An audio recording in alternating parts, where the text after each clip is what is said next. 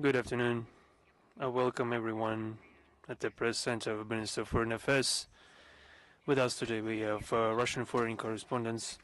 We begin from the minister's schedule, Zakharova's schedule. On the 31st of March in Moscow, the head of the Foreign Ministry of Russian Federation will take part in the general meeting of the Russian National Affairs Council. According to tradition, during the holding of this yearly meeting, participants will take stock of the work of the Council in 2025 and outline the priorities and contours of the work of the organization in the current year 2026. Special attention will be given to the issues of human resources and ensuring the work of the Council.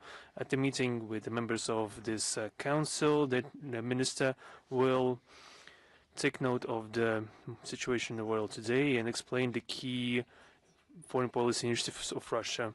Now on to relevant international agenda. The situation around Ukraine, guided by the British EU attitudes regarding the escalation of regional tensions, the Kiev regime is trying to use NATO weaponry to increase the intensity of strikes far beyond the conflict line, choosing especially vulnerable categories of peaceful population, civilian, educational, and healthcare and transport energy infrastructure of Russia. In the recent week, the terrorist attacks of the AFU supported by the West have resulted in the deaths of more than 100 and it resulted in injuries of 133 people, including 10 children. 14 people died. And now I would like to give examples. In the Republic of Adygea, in the village of Enem, on the 18th of March, the UAV strike resulted in injuries of 2 girls. In the Republic of Bashkortostan, on March 21st, the UAV strike against the house under construction resulted in the injuries of 2 workers in the Belgorod region in March 19 to 22nd in the village of Oktyabrski. The use of military drones results in the injuries of 13 civilians, including a local medical officer and a driver of the ambulance. In the village of Murom, 1 person was killed. In the villages of Smorodino, 2 bomb strikes resulted in destruction of a post office and food store. 5 private houses were damaged. 4 local civilians were killed, and 1 more woman was hospitalized in a very dangerous condition for her health. In the Bryansk region, the AFU on 20th of March struck the psychoneurological center in Suzem, and 1 employee was injured. In the DPR, the AFU struck a facility of Novoroshan Railways, resulting in the deaths of a 40-year-old locomotive driver and his 25-year-old assistant. In the Zaporozhye region, 8 civilians were injured as a result of strikes from March 19 to 22nd. In the Krasnodar Krai, the UAV strike against a multi-story civilian building resulted in the death of a 25-year-old woman. In the LPR, in the village of Verokrakino, on March 19th, the direct strike of UAV resulted in the injuries of 15 employees. In Sevastopol, on 19th of March, the direct strike by drone against a civilian house resulted in the death of a 30-year-old man, and another two people were injured. In the Kherson region, on the 18th of March, the AFU have launched a strike against kindergarten in the village of Mikhailovka. The 35 people were evacuated, including 30 children. Fortunately, no one was injured. The Russian law enforcement agency continued the investigation of crimes of the AFU and foreign mercenaries. As of 19th of March, the courts have gone through 1,107 criminal cases. 75 people have been given life sentences. There have been accusations raised against AFU militants Sergei Olenik, Vasily Ivanitsky, Anton Zaitsev, and Vladimir Semiluta, who participated in the armed incursion against the regions in the Kursk region and who have been detained during the combat. An in absentia punishment in the form of 25 years in prison was given. A sentence was given to Dmitry Antonuk, who was accused of having organized terrorist attacks in the Belgorod, Bryansk, and Kaluga region in the interest of Ukrainian special services.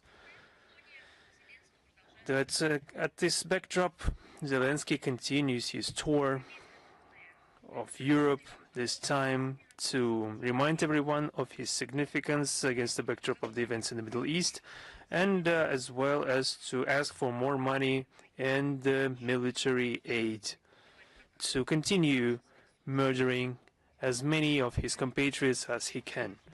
And on March 17th, he visited London when he was received by King Charles III. He made a speech in the parliament and held close negotiations with the Prime Minister Keir Starmer and the NATO Secretary General Mark Rutte.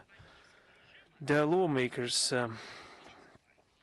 of the UK were presented with the advertisement of by this person who is responsible for daily attacks against people and children. He was received by the British Parliament, and we remember in Canada they were so clamoring for the former Nazi accomplice Gunka, and now they are celebrating another war criminal. He shared their new experience of the AFU as in the use of tactical means of conducting modern war, eager to share experience and serve as a military, industrial, and innovation cluster for the entirety of the West and other potential buyers. They know that Zelensky has blood in his hands. He is just neck deep in blood of civilians, and he is a bloody bunker terrorist. And just to listen to him with his bloody proposals is simply baffling.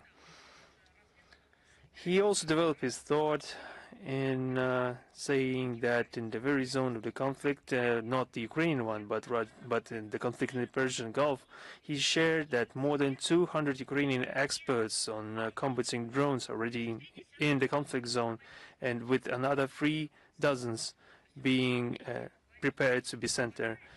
On the one hand, they say that they are always lacking something and are always asking to send experts to Ukraine. On the other hand, they send hundreds of them to the Persian Gulf. We know that they have been sending a lot of the stock cutthroats to the African continent before. Of course, there were no exact information, precise information, but they were very cheap show elements. He brought with himself a miracle tablet that in real time showed everyone the successes of the AFU in the battlefield. In the parking lot in front of the parliament building, there was an exhibition of Ukrainian drones that Zelensky, you will not believe this, he was trying to sell them to British MPs, £10,000 each.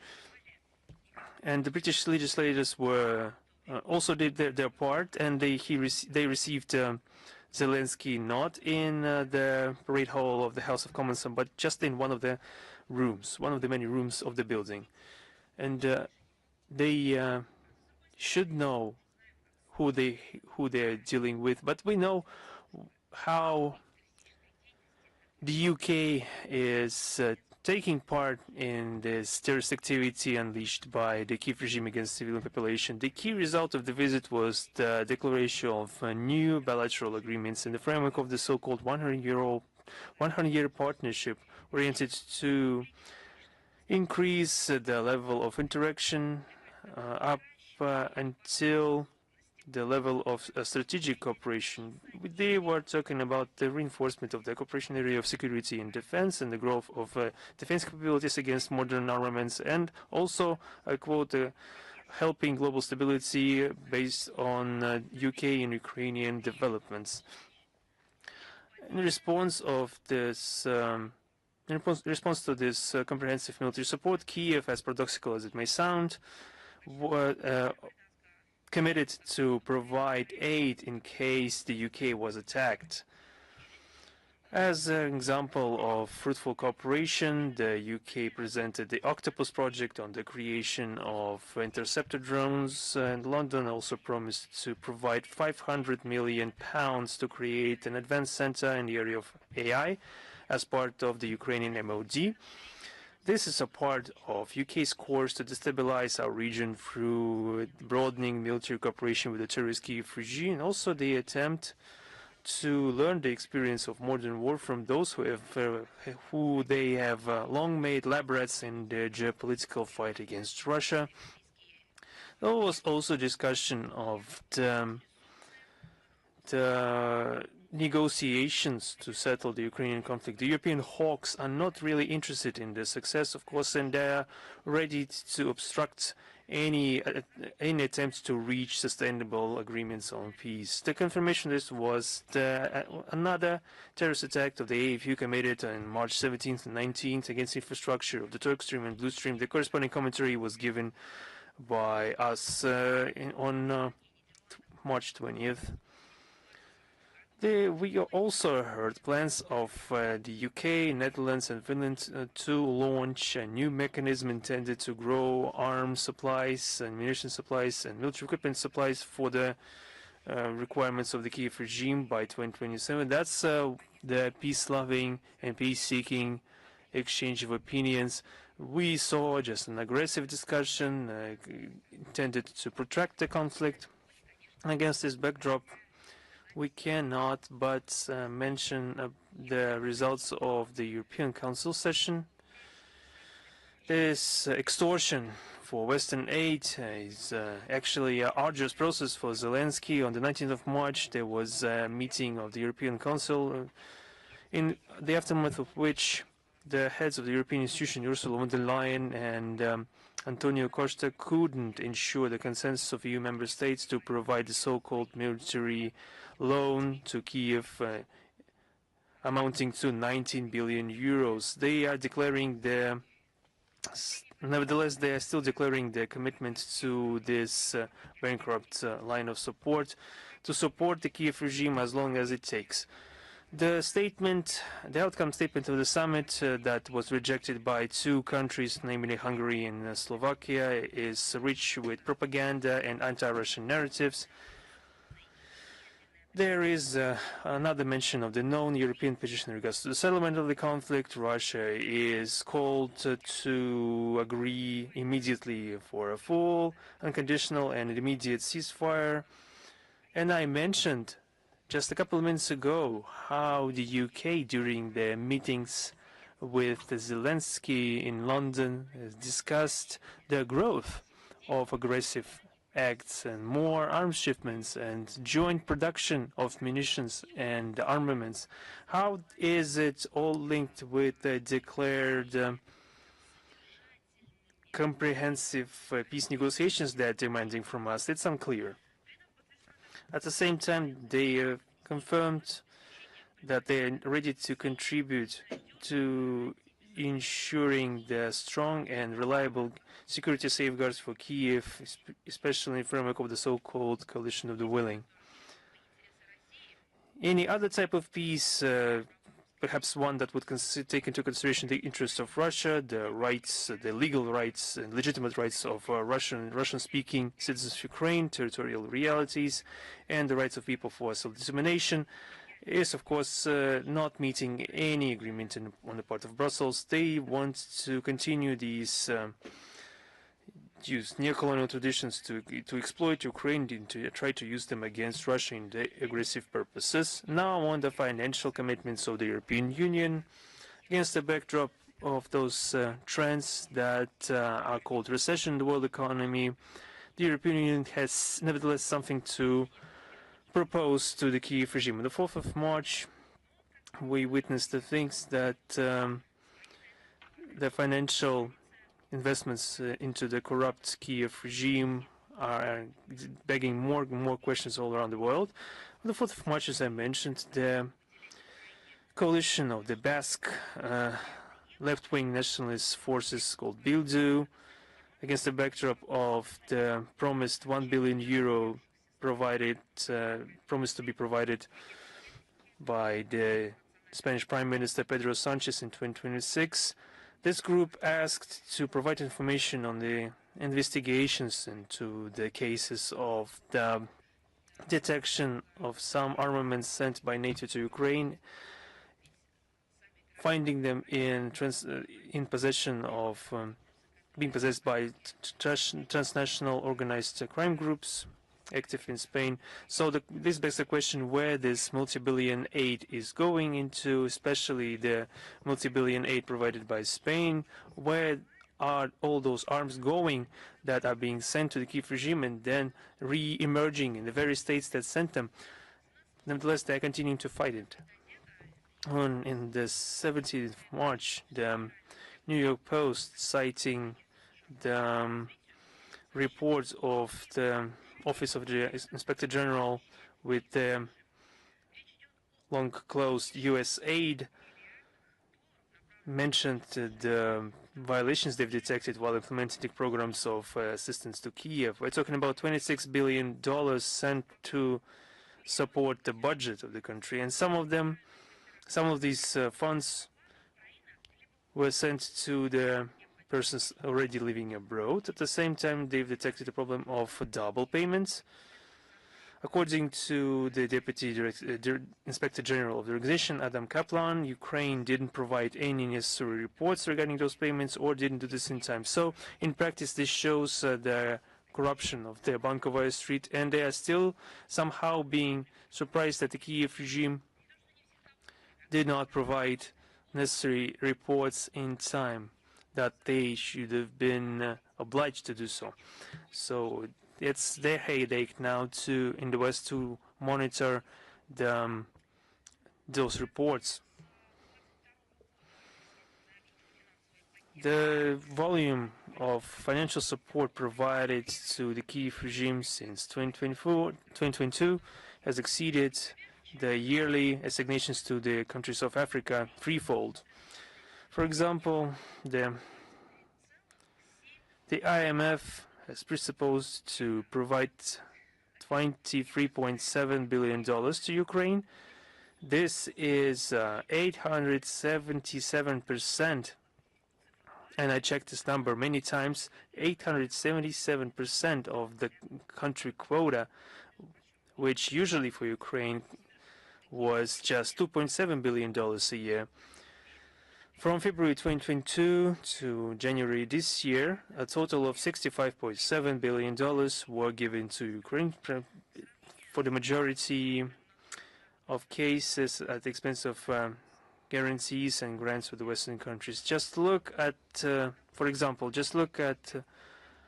how much money the Western financial institutions are investing into development of countries of Africa. In 2025, they've been IMF loans approved for a total amount of $15.1 billion, including the fact that 13 countries of Africa south of Sahara with the least amount of revenues, only $9.1 billion were provided to the entirety of those countries. That's the mathematics that we are witnessing. These funds sent to the African continent is being provided to the areas where they are needed, into education, and to food, etc. And when this money is provided to the Kiev regime, the intent behind that is murder. They are used for massacres and slaughter, for catching of people, for complete self-imposed cannibalism of the Kiev regime. On March 22nd, what kind of date is that? Today, I would like to talk about this date, especially and separately, several times. You'll understand why. On March 22nd marked the 80 years of the terrible tragedy in the Belarus village of Katyn that was totally destroyed together with its residents. Back then, 149 people were killed back then. Do you know how many children were there? They were the children that were under 16. There were 75 of them. how they were killed. In this case, it is important. It is not a separate incident. It is not a disaster. It was not simply hostilities. The village of 27 houses was looted and burned down by the Punishers from the Battalion 118 Schutzmannschaft. It is a security police, and by SS soldiers from the Diverlanger Battalion under the command of SS Sturmbannführer Erich Kernen. This unit participated in the extermination of Jews in Babi Yar, and in late 1942 it was redeployed to Belarus to fight partisans. Organizers and the perpetrators of the crime included not only Hitlerists but also Ukrainian nationalists from the western regions of the Ukrainian Soviet Republic. The Battalion 118 was formed in the spring of 1942 in Kiev from the especially trained in Germany members of the Bukovina Kuren. Zelensky, of course, continued to keep silence about the collaborationists of Ukrainian Banderovits. It is of no surprise. Remember how many times Zelensky took photos together with Ukrainian fighters, militants, on the background of the symbols of German nationalist divisions. So how can you remember what happened in Khatyn? Today, Ukraine openly glorify the successes of those who burned down Khatyn, the memorials to Stepan Bandera, Roman Shukevich, Andrei Melnik, and other Nazi accomplices who served in Battalion 118 exist in many towns. Streets, stadiums, other facilities are called in their honor. At the same time, they distort severely and rewrite history and continue attempts to wipe away the mentionings about the true heroes who helped the world get rid of the brown plague.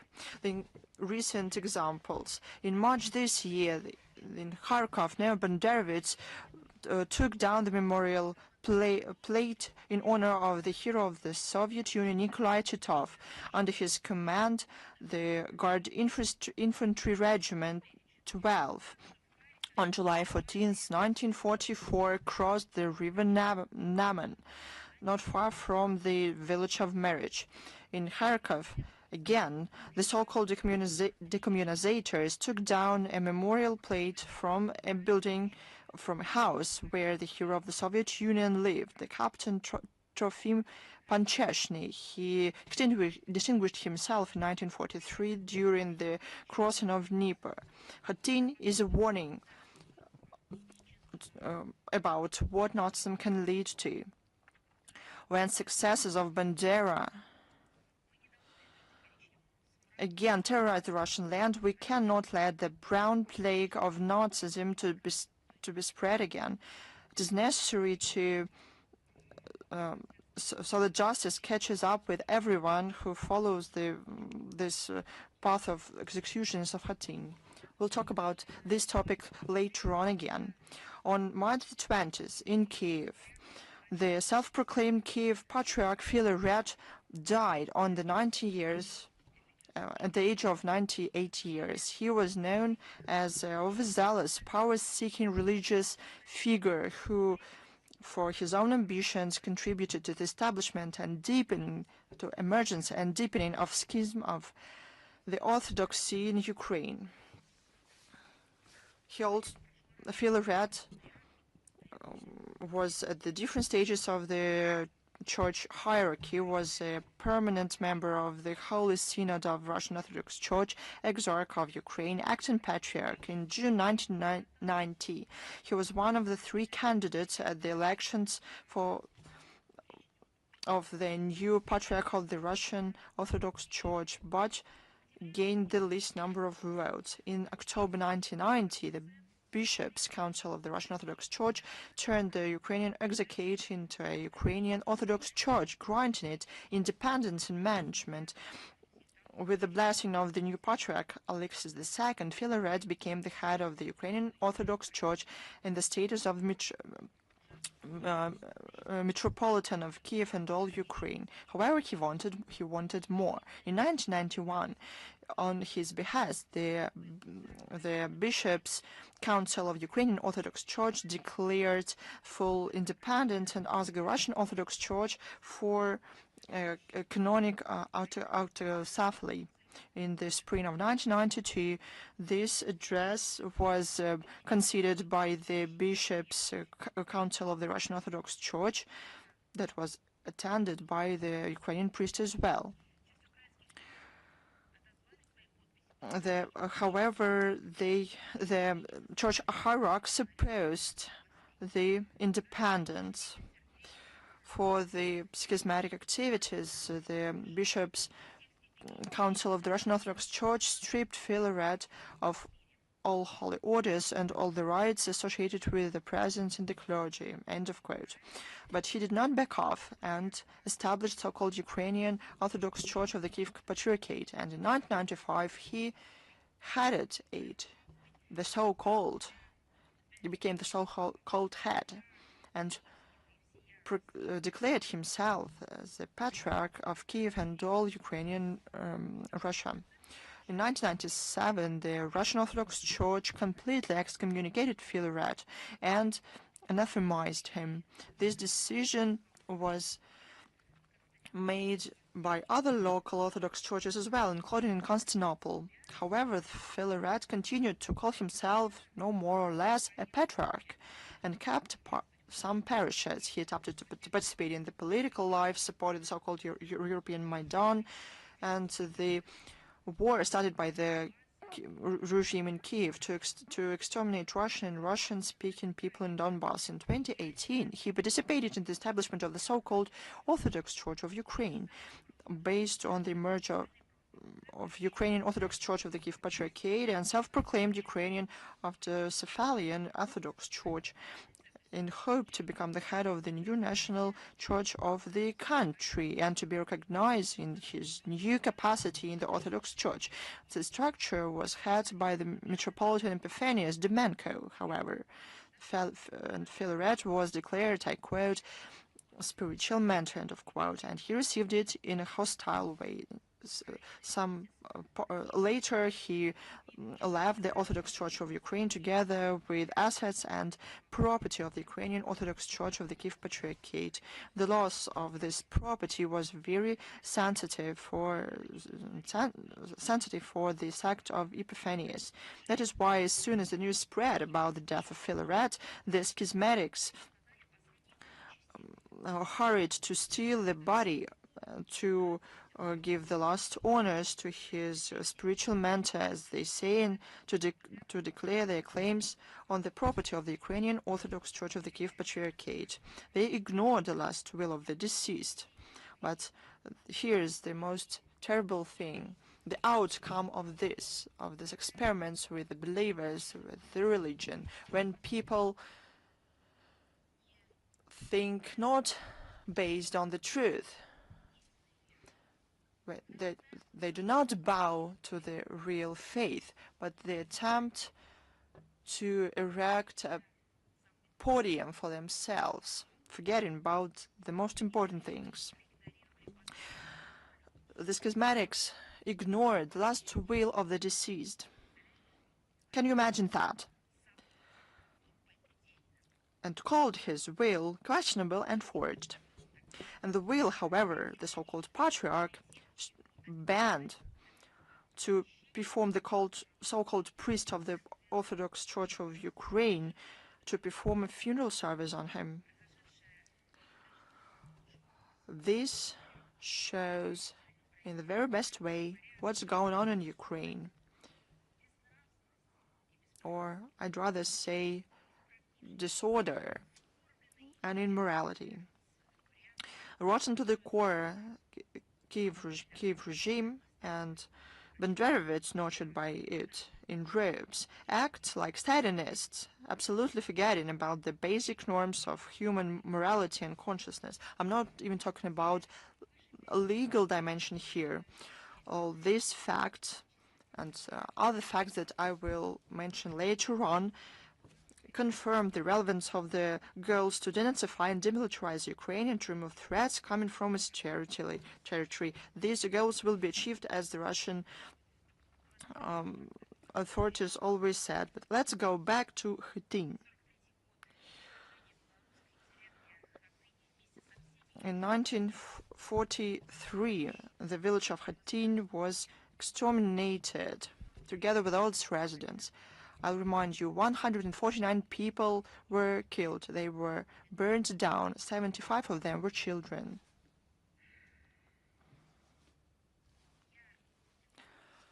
I know this story very well. I went to Khatyn a year and a half ago. I knew the story from the textbooks, materials from the internet, and wanted to go there. I did that. I came there with my family in order to see with my own eyes these places and to bow to them. That's why I don't have to retell the story for me or for my family, the story of those developments and events, but I'll do that anyway. Our colleagues, so that our colleagues in our countries understand what is going on and what we're talking about, and so that our young generations understand what Western Ukrainian collaboration is, how it mutated, and what it is made of, how it is nurtured.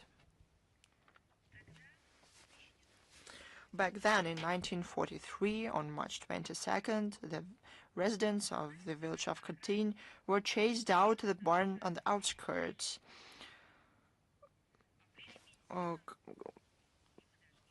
Covered it with straw, doused with petrol, and set on fire. The wooden shack caught fire instantly.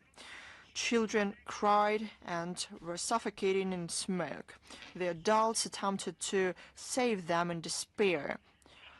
From the pressure of dozens of people, the doors broke down. People in terror, in their clothes on fire, attempted to run away. Those who managed to escape the Nazis shot down with cold blood. As usual, in the Union Republic of Belarus, people remember the residents of all villages of Belarus killed by the German invaders and their accomplices during the Great Patriotic War. There is also very powerful and tragic words there, aside the cemetery of villages.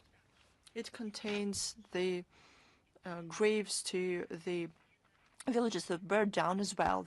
There are more than 200 of them, and this list goes on and is updated constantly. Every region, every district of Belarus has the Sisters of Khatyn, the villages destroyed by the Hitlerite invaders during the war. The memory of them is perpetuated in the monuments throughout the country. The main memorial site of the all-nation grief is the Khatyn Memorial Complex. It was erected on the place of the destroyed village, and this is a great and very powerful memorial. The decision to establish it was made in 1966. The memorial has several parts, but has one composition structure that repeats the plan of the Khatyn that was burned down. In the center, there's a bronze sculpture, the Invincible Man. He rose alive from the fire, took the body of a dead boy from the flames, and is carrying him through the years, cursing Nazism. His The prototype of him was the witness of the tragedy in Khatyn, Joseph Kaminsky. He survived miraculously, but he was not the only one who became the prototype. A boy also is the prototype. All his family died there. All the years after this tragedy, this witness, Joseph Kaminsky, came there. And even before the memorial complex was established there and there was grass, he tended the place. All his family was killed there. All his neighbors, friends were killed there on that very land. They became the part of that land. And every year, Joseph Kaminsky came and tended the place. The former street of the village is paved with reinforced concrete slabs. Where there were houses, there are 27 symbolic concrete black houses with obelisks resembling chimneys. The obelisks are crowned with bells that chime every 30 seconds. The complex has a unique, the only one in the world, cemetery of villages. It has 185 symbolic graves, but there will be more, unfortunately, because there were more of them. Every one of all these symbolic villages reminds us about the Belarusian villages that were burned down during the Great Patriotic War. The list of the settlements that share the tragic fate of Khatyn is updated. For now,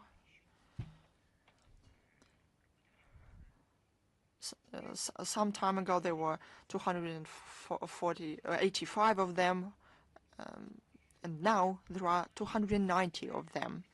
On March 19, 2026, the memorial complex opened a photo documentary exhibition, The Forger Gave Us the Joy to Live. It is dedicated to the witnesses of the tragedy in Khatyn, the people whose fate is forever tied with this symbol of national memory and pain. The visitors can see unique materials from personal archives of the people in Khatyn. It is the living history of the guardians of the memory of the village that was destroyed. The number of visitors coming there is only growing. In 2026, more than 32,000 people visited it. It is 110,000 more compared to the previous year. On March 22nd, the leadership of all state bodies of the Republic of Belarus came to commemorate the memory of those severely killed by the Nazi punishers in the village of Khatyn. Together with the Foreign Minister of Belarus, representatives of the diplomatic corps accredited in the Republic also laid flowers to the eternal flame. I would like to say yet again that the tragedy in Khatyn is not a separate incident in the war. It is one of many thousands of facts that show a purposeful policy of genocide by the Hitlerite Germany against the multinational Soviet people. Especially violent mass extermination of civilians on the occupied territories was a part of the strategy of the Nazi Germany. These military crimes was actively and voluntarily, I'll underline that, voluntarily participated the collaborationists. The Ukrainian and the Baltic nationalists were especially brutal. Almost all participants of the massacre in Khatyn, including the Punishers from Battalion 118, were brought to justice. The last one to be brought to justice was the head of staff of this battalion, Grigory Vasura, in 1986 in Minsk. He was found guilty by the decision of the military tribunal and sentenced to death. But it is symptomatic that those who managed to hide in the western part of the occupied Germany They managed to avoid justice. They included commander of the Battalion 118, Konstantin Smovsky, as well as another of other punishers. All of them lived, of course, in the US, Canada. It is easy to guess. Looking back, it becomes clearer that the society should know more about the atrocities committed by the traitors, including with the participation of the Ukrainian collaborationists in the burn down of Khatyn. It's quite likely that in this case the ideological successors could not start perennial genocide in Donbass and burn down of civilians in the House of Trade Unions in Odessa on May 2nd, 2014. It's no coincidence that this crime is called the Second Khatyn.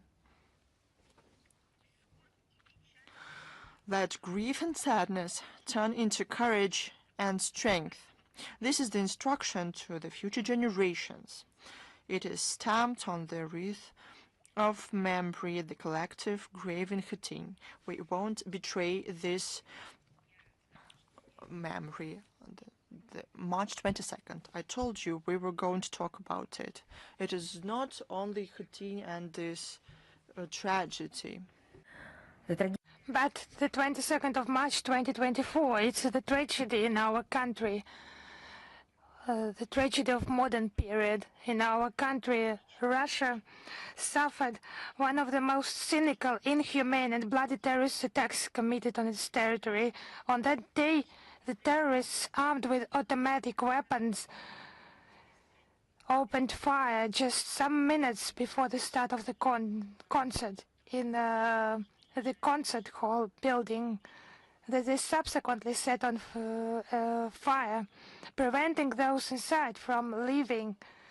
Then the terrorists moved towards the Russian-Ukrainian border and were detained there.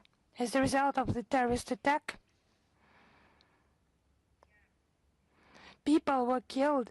I understand that it's impossible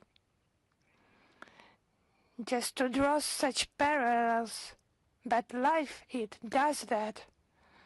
149 people died. In Khatyn on the 22nd of March, 149 people died.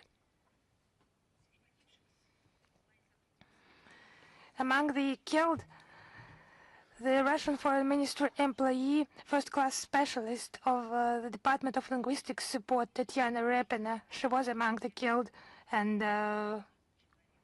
more than 600 people suffered injuries. Of course, our sorrow is with the families and friends of those who were affected by this horrible crime. Russian competent authorities have established the circumstances of the preparation of the terrorist attack. They have detained the accomplices. All of them appeared in court that delivered its verdict on the 12th of March this year. 11 accomplices were sentenced to life imprisonment. Another received 22 years imprisonment and 6 months, and 3 received 9 years and 11 months. The purpose was destabilization of political situation in our country. It confirms the terrorist nature of the Kiev regime, for which such methods have long become normal. Just look at the immoral action on the anniversary of this tragedy in the concert hall. This hellish flash mob launched by one of restaurants in Ukraine. The visitors are offered.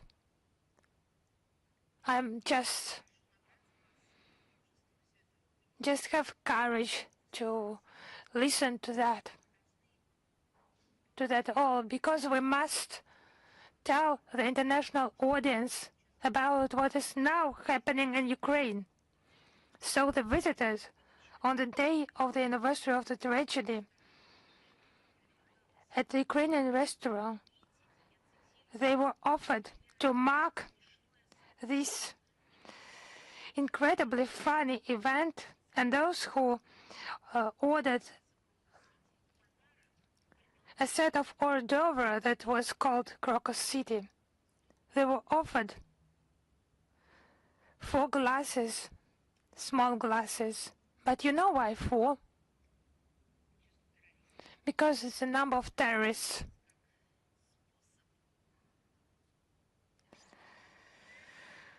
So this PR campaign was qualified as a way of celebration of this murder. It's not some part of a horror film.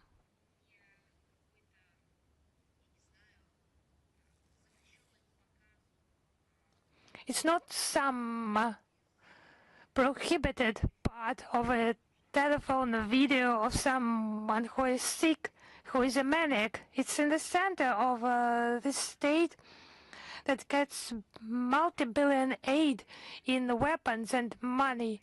At the restaurant, they offer a menu to honor those who have killed tons and tons of civilians. Yes, it's just difficult to qualify that in words. It's just not evil acts, it's just sickness. And a crime, of course, because it does not fit into the moral norms and humanity. It's just inhumane. It's just beastly actions. And such ideas, they could appear only, yes, any ideas could appear in different heads and different communities. It's the issue of relationship of society to that, the relationship within the state. So such ideas, they bloom completely without any condemnation, only where hatred and inhumane Nazi ideology thrive. It's not against some specific person, it's just the situation, hatred, in general, is a condition of a soul. It's not just cynical mockery of the memory of the killed. It's just glorification of terrorists and their methods in the context of the sad anniversary of the events at Crocus City Hall and the sentencing of the perpetrators and accomplices of this terrorist attack. We know that the threats posed by international terrorist and extremist organizations, primarily ISIL, Al-Qaeda and associated groups, continue to escalate and to evolve. Risks grow of weapons and munitions subsequently spreading to neighboring regions. From Ukraine, Russia consistently advocates strengthening the UN Central Coordinating role and building the established international legal framework, abandoning double standards and hidden agendas, and not allowing the use of those problems, as well as terrorist groups themselves, as a tool of geopolitics and interference in international affairs. Our country supports the strengthening of counterterrorism cooperation with all constructively minded states, including within the dynamically multilateral developing forums as the CSTO, CIS, BRICS, and SCO.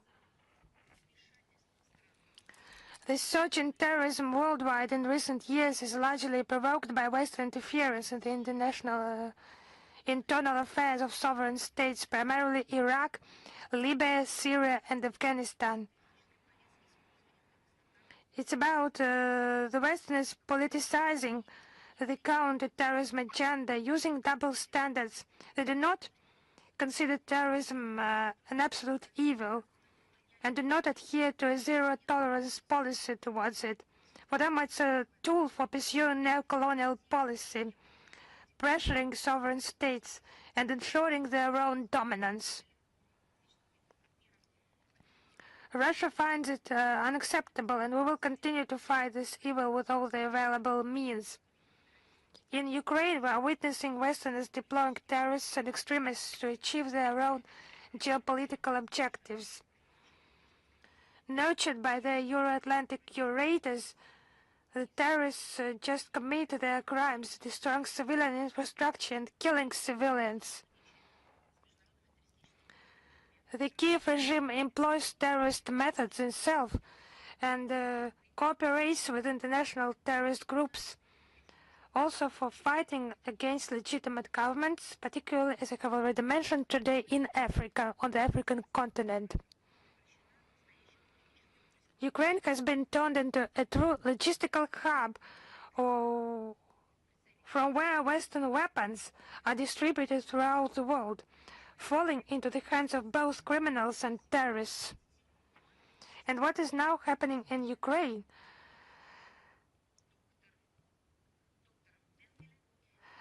On the 27th of March, the report will be presented Dr. Mengele of the Kiev regime at the Россия Сегодня press center. The Kiev regime is just doing its best to copy its idols from the Third Reich. The report has been prepared by the International Public Tribunal under the chairmanship of Maxim Grigoriev. It's yet another confirmation of this vicious practice. I would remind you that the name of Dr. Josef Mengele has become a common word for inhumane experiments. He conducted them on prisoners in concentration camps in Nazi Germany. And after the Nuremberg Tribunal, it has become a synonym for sadism, cruelty, inhumane treatment of prisoners, and a complete disregard for medical ethics, as well as basic principles of humanism and morality. By the most modest estimates, his victims number in tens of thousands. It would seem that such inhumane crimes would have been left in the last century, along with all the horrors perpetrated by the Nazis and their collaborators. But the testimonies from prisoners, they testify to the contrary. The Nazi essence of the Kiev regime is just actively demonstrated love for the symbols of the Third Reich and also their inhumane treatment of the wounded. The details recounted by Russian servicemen who returned from capacity are capable of horrifying even the most hardened cynics. For the second time today, I would ask you to be courageous to hear all that. For those people who are not prepared, it will not be simple. I mean amputation without anesthesia, deliberately inflicting pain by inserting medical instruments into wounds, using prisoners for training exercise for medical students, striking broken bones. It has become a routine, unfortunately, for many Ukrainian doctors. I do not know to what extent this word is applicable here, but those medical workers, they have clearly forgotten the Hippocratic oath. They just exchanged it to the Josef Mengele oath. All the facts presented in this report are not just some accidental cases.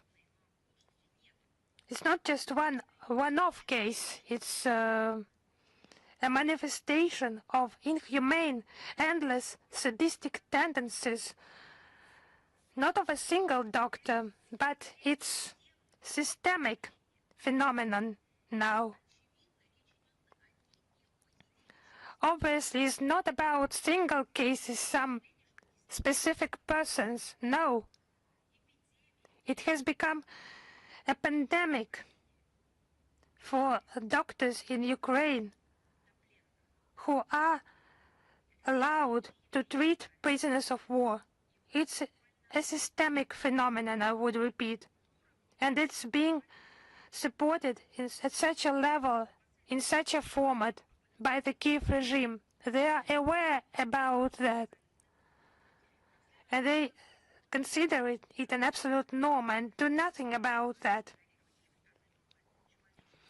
But not all doctors in Ukraine just are ready to ignore the norms of humanity, but of course not. But the number of those who participate in that sadistic bacchanal, it's just shocking.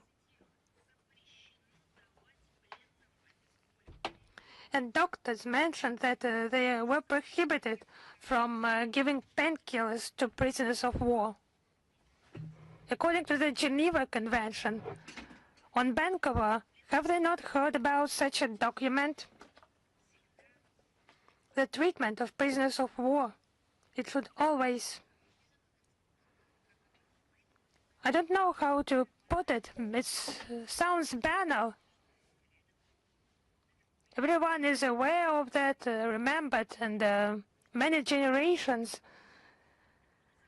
they know that, they have known that prisoners of war should be treated humanely. Any unlawful act resulting in the death of a prisoner of war in the custody of a country or seriously endangering a prisoner's health, they are prohibited and must be considered as a grave breach of the Convention. No physical or mental torture or other coercive measures may be applied to prisoners of war.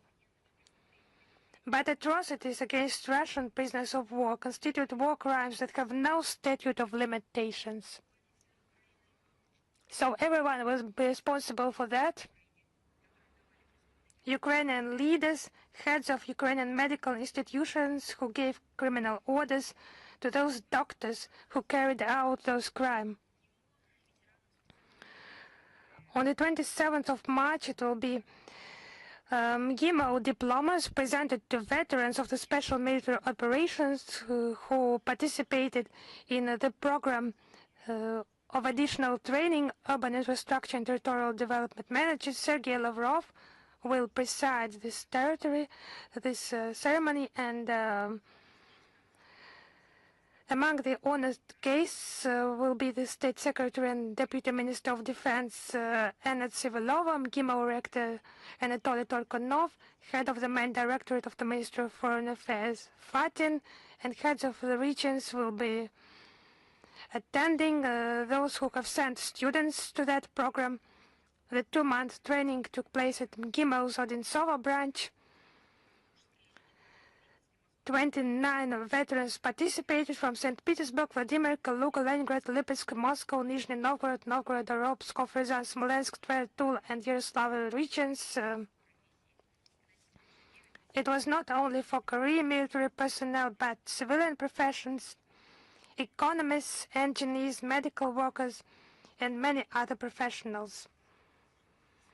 This program, at the request of Sergei Lavrov, includes 7 training modules, independent project work, practical training at infrastructure facilities in Moscow and Moscow region.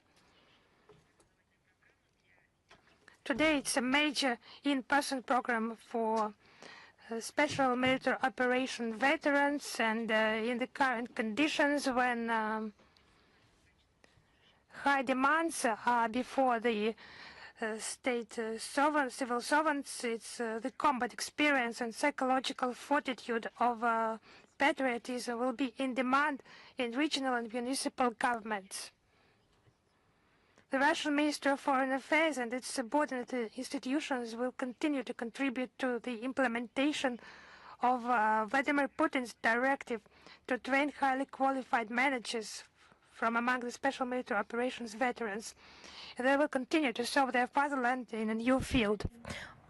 Now another topic, situation in the Middle East and the Persian Gulf. We have a lot of questions received, and we try to answer them as time goes. We have seen the questions from Kommersant, Zvezdia, Al-Mayadin, Posolskaya Жизнь, and other editions regarding the situation in the Middle East and different speculations in regards to the US-Iran negotiation process and the further escalation of the conflict, and possible mediatory efforts to restore peace to the region. Since there have been a lot of questions with a common topic, we prepared a complex response. A new stage of U.S.-Israeli aggression has started against the backdrop of negotiations between the sides. Tehran has accomplished and has been accomplishing their part of work in good faith, and it turned out that Washington used this as cover-up for the start of the war, and this is discreditation of diplomacy. It's obvious now that the conflict is developing not according to the initial blueprint, and perhaps there's another call for negotiations is intended to create more fruitful environment for the continuation of the strikes. Our principal position has not changed. We think that negotiations are the only reason, on the only resolution to end the crisis, which has involved not only the Middle East but the entire world. The crisis, which has a tendency to, unfortunately, woefully, to be spread along geographical frontiers and nuclear catastrophe, caused Russia to call on a swift end to violence and sustainable dialogue to reach sustainable peace in the region. We are intrinsically ready to support it. Regarding the fate of the nuclear material amassed by Iran, the NPT, neither the NPT nor the agreement with the IAEA do not, and I once again underline the fact that they do not set any limits to the amount of nuclear material in possession of non-nuclear states that they are manufacturing, and there are no limits in regards to the enrichment process as long as this process is controlled by the IAEA. So only voluntary measures on the part of Tehran are possible without any infringement upon the sovereign rights of the Islamic Republic of Iran. Only Iran has the right to dispose of their nuclear material as they see fit. Another aspect of a topic that we regularly commenting about, and we are providing speedy replies to the questions. Our representatives and ambassadors and permanent representatives at the international organizations make statements in that regard, provide evaluation of the unfortunately only growing crisis that we're witnessing before our eyes. I will not repeat myself, but in one aspect I would like to have some addition. During the strikes of March strikes of the U.S. against Iran, many UNESCO sites included in the list of World Heritage sites have been damaged, including the Palace of Golestan in Tehran and the Mechet Jame, Palace of Chehil Sotun, and the components of the Meydan Imam Square. On the 2nd of March, the Internet portal of UNESCO published the statement condemning the destruction in Iran without mentioning any initiators or participants of the conflict, and calling on all sides, very interestingly, to abide by the UN Convention on the Preservation of the World Cultural and Natural Heritage of 1972 and the Hague Convention on Protection of Cultural Valuables in case of armed conflict of 1954. On March 11th, the director of the Center of World Heritage of UNESCO, Lazar Elundo Asomo, and the press secretary of the Organization on the Issues of Culture and Priority Africa, Munia Givano, have made a statement against this damage to the cultural heritage of the entirety of the Middle East and Iran. The American-Israeli aggression against Iran already led multiple fatalities and a lot of suffering. Children are dying. The healthcare system is suffering. Thousands of people have been left without shelter and were forced to leave their homes. The region is threatened by a very real environmental catastrophe. Against the backdrop of those tragedies, we shouldn't forget about the real danger of destruction of our worldwide heritage, our cultural heritage. Everything that forms us as a civilization is cultural and historical diversity and is a material manifestation of the history of mankind. On December 29, 1947, back in 1947, while making a statement during the opening of the Rerich paintings exhibition, first Prime Minister of India, Jawaharlal Nehru, mentioned that the Russian painter and thinker tried, even before the start of Second World War, tried to initiate a multilateral pact, multilateral covenant to protect cultural valuables. But as he himself admitted, Mr. Nehru, I mean, he said that such agreements are quickly forgotten during wars. We have relevant conventions right now, not the multilateral documents. However, as the events in Iran show, a threat to lose the unique masterpieces of the past forever has not gone anywhere. Due to the protracted conflict in the Persian Gulf region, there is still a risk of destruction of the most ancient edifices that we have inherited from the past generations, and it's our duty to preserve them for posterity, for our children and grandchildren to have the opportunity to touch the cultural heritage, so that no one would be able to tell them that their history doesn't exist. And it's our duty to preserve this heritage. On our side, we will continue to monitor the developments with the situation of the cultural historical sites in Iran on the relevant international platforms. I will especially underline something for those that people are killed, and you are talking about monuments. Every day we are making corresponding statements condemning the civilian casualties. We already made a statement today about a blatant murder, massacre, unprovoked aggression against children, women, and peaceful civilian population. In this case, the civilian suffering is has our undivided attention. We need to use every opportunity to stop this monstrous bloodshed. But it's important to look at all the aspects of this tragedy, especially to have the whole mindlessness and inadmissibility of the situation. Today we talk about the history of those times of the Second World War and the Great Patriotic War, and I am convinced that some will say that perhaps you should be commenting on the relevant news. You are commenting news, but why do you have so much history in your reports? I will prove to you that there can be too much history, and I will explain why it is so important to know your history. It's important to know it because on the 16th of March in Riga, in the very center of the city, there was a traditional, what do you think happened as per tradition? Not the spring festival, not a flower festival.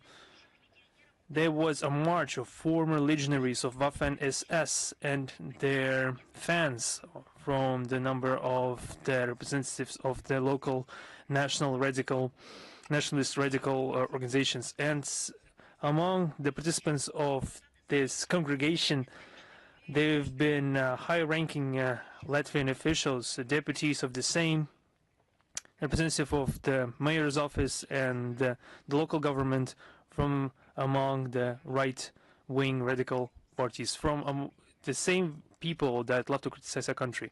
And just look at how it all turns out. They are ready to accuse the other, but they don't notice their own faults. We see this event intended to glorify former SS members as direct abuse of memory of those who have lost their lives trying to save the Mir from the brown plague. The heroes, in quote-unquote, that they have glorified have taken part directly in the murder of Jewish people in the territory of the Latvian SSR and also conducted punitive operations in the territories of the Russian SSR, the Belarus SSR, and Poland without discrimination and not even pitying children, women, or the elderly. Once again, the Latvian authorities are appeasing this situation, and they are trying to put an equation sign between those who attacked and destroyed and those who were attacked, and nevertheless tried to liberate their own land and the entirety of the world. I'd like to point out once again that evidence of the spread of Nazi ideas in the Baltic states with the support of the authorities have been highlighted in the MFA reports 80 years after the Great Victory. The shadow of Nazism has covered Europe once again, and on the situation in some countries of Europe surrounding the destruction and desecration of memorials erected for those who fought Nazism in the years of the Second World War, that have been published and on our website. And also this topic was mentioned in the regular reports of the MFA, such as on the situation with the glorification of Nazism, spread of neo-Nazism, and other practices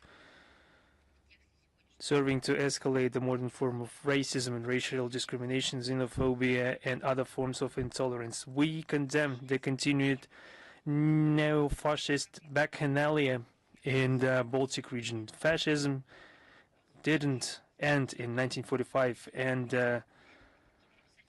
it met an end in 1945, and now there is no future for any of its adherents. Any attempts to rewrite history and to glorify Nazi collaborators are cynical and inadmissible.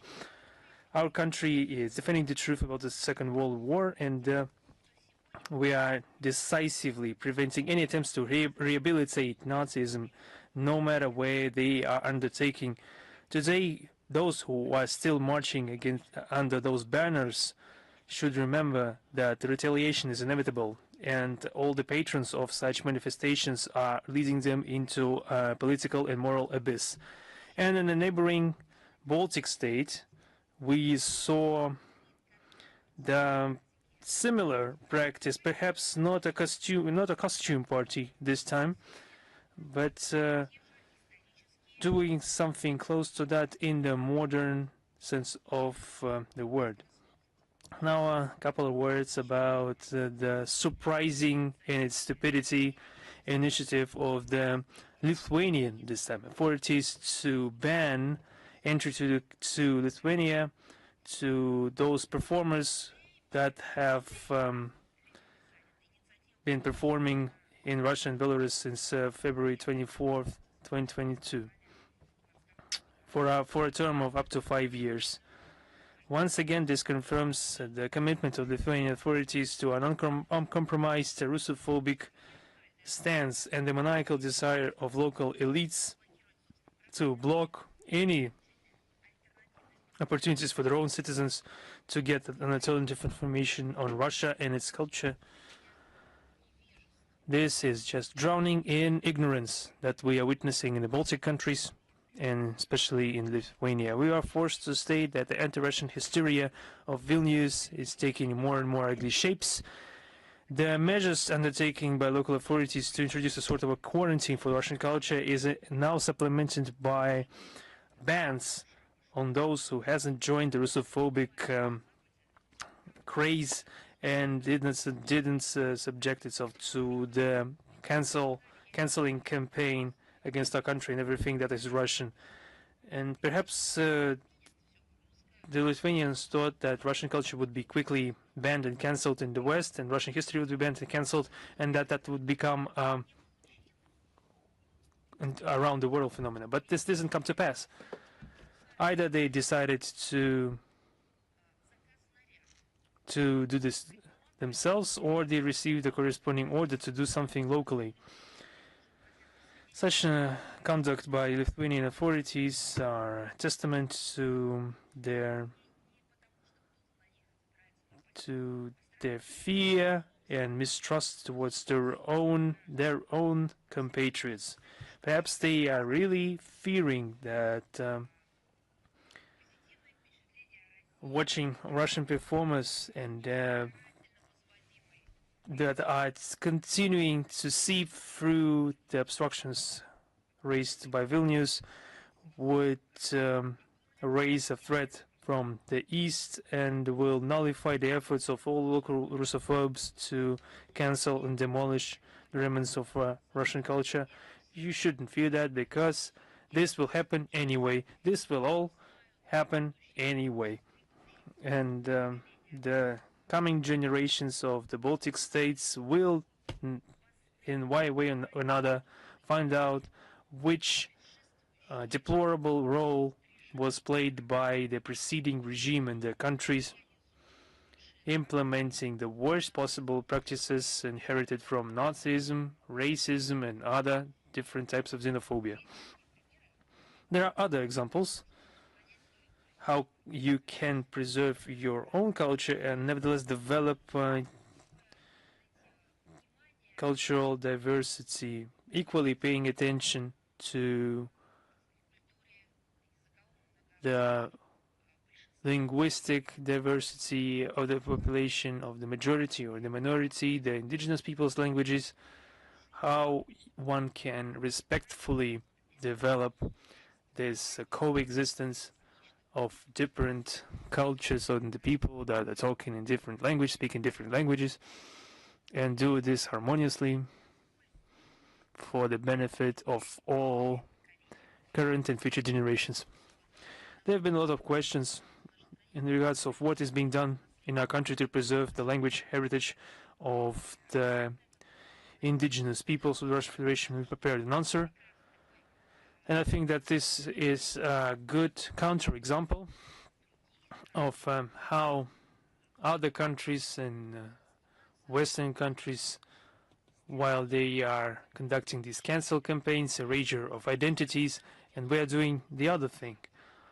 As you know, the UN has declared the decade of 2022-2032 an international decade of the indigenous peoples' languages. One of the priorities of the national plan of events on conducting this decade is the digitalization of the language and cultural heritage of national minorities and indigenous peoples. In the context of the efforts taken to preserve the languages of the peoples of the Russian ethnicities of the Russian Federation, the House of the Russian Peoples is ensuring the creation of the corpus of mother tongues, that is parallel text in different languages, to be included into the Yandex Translate service.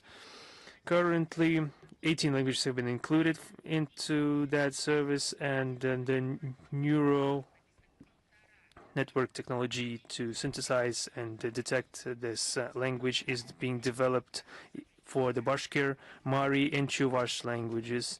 Also, the Russian online encyclopedia RuWiki is being also supported in the languages. For example, 20 languages of Russia that have 1.5 million articles written in each of them. Also, we are working on the creation of an international portal on the indigenous languages.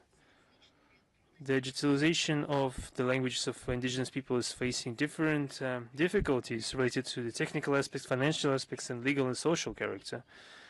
It's one of the difficulties linked to the fact that the Unicode does not include around 40 symbols that are being used in the languages of the peoples of the Russian Federation. In this, the Russian company Paratype created different types and typefaces for the extended Cyrillic script for more than 150 languages and dialects, including the indigenous peoples' languages of the indigenous peoples of Russia. Also, there are new projects being implemented on development of the language diversity and support of indigenous peoples of Russia in the national internet domain zone.rf.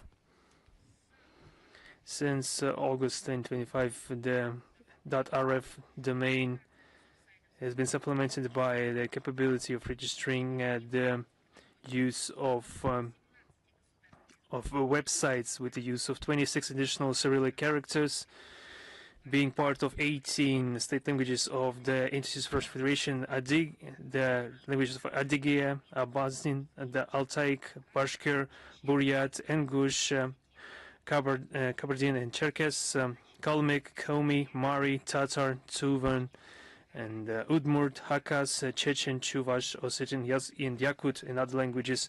The key is to provide them full-fledged access to the internet resources on their mother languages. Now, about pushing out of those unwanted alternative, call them as you may, and I would call them free journalists from the Western media space. Yet again, we have to draw your attention to the continued practice of putting pressure on the Russian journalists. Now we're talking about the actions of the EU that cannot be called anything but political impunity.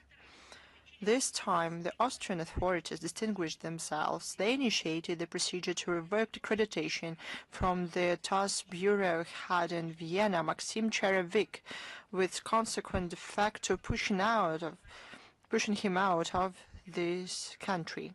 As we learned, the journalist received a notification from the agency of the Federal Chancellor of Austria in charge of the work with foreign journalists, among other things. The document reads the cancellation of his journalist accreditation with a requirement to return the irrelevant press card.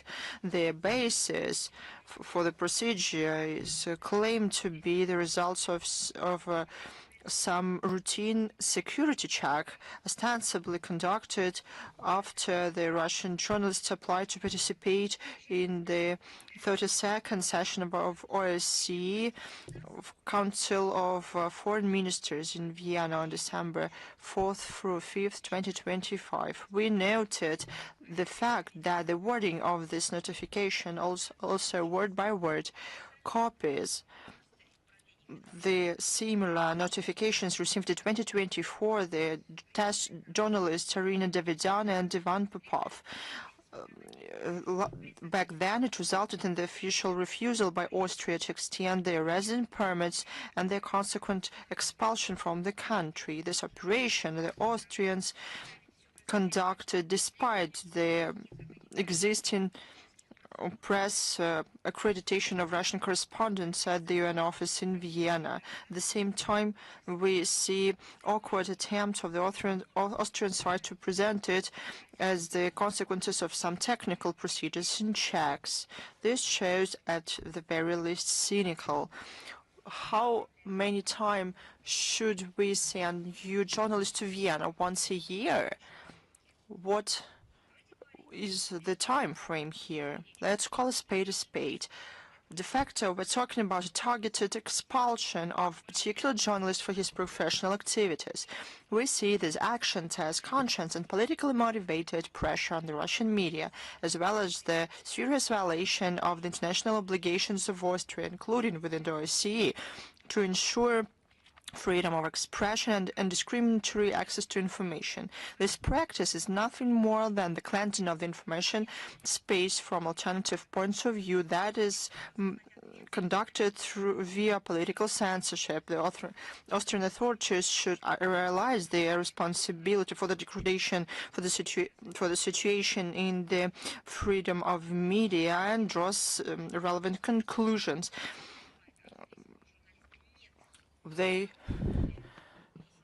It's Austria that expels Russian journalists, persecutes them, impedes their work systemically, and doing the same things time and time again. And Russia reserves the right to respond to this if they don't change their behavior.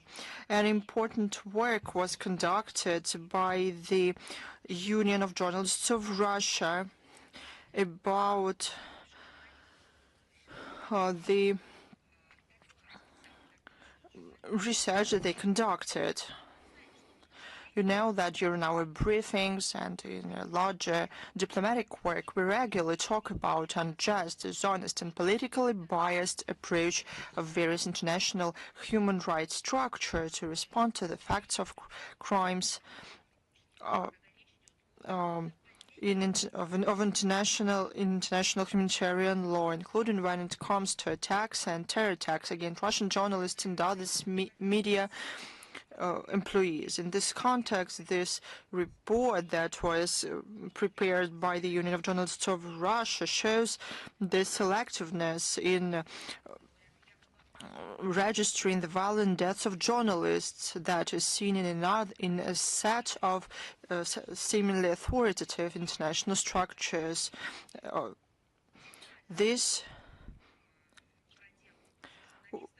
detailed work, was conducted by the Union of Journalists. They started the publicly available materials of the International NPO Committee to Protect Journalists. They analyzed these materials thoroughly and in an unbiased manner. They looked into the methodology that it used, and they draw a conclusion that in 2025 this method was used asymmetrically in cases of incidents with journalists, depending on what side of the line of conduct they fulfill their professional duty. We will provide the link to this report. We'll use it and translate it into the various languages. We'll spread it among the relevant international platforms and send to all international organizations in charge of ensuring security for media and journalists.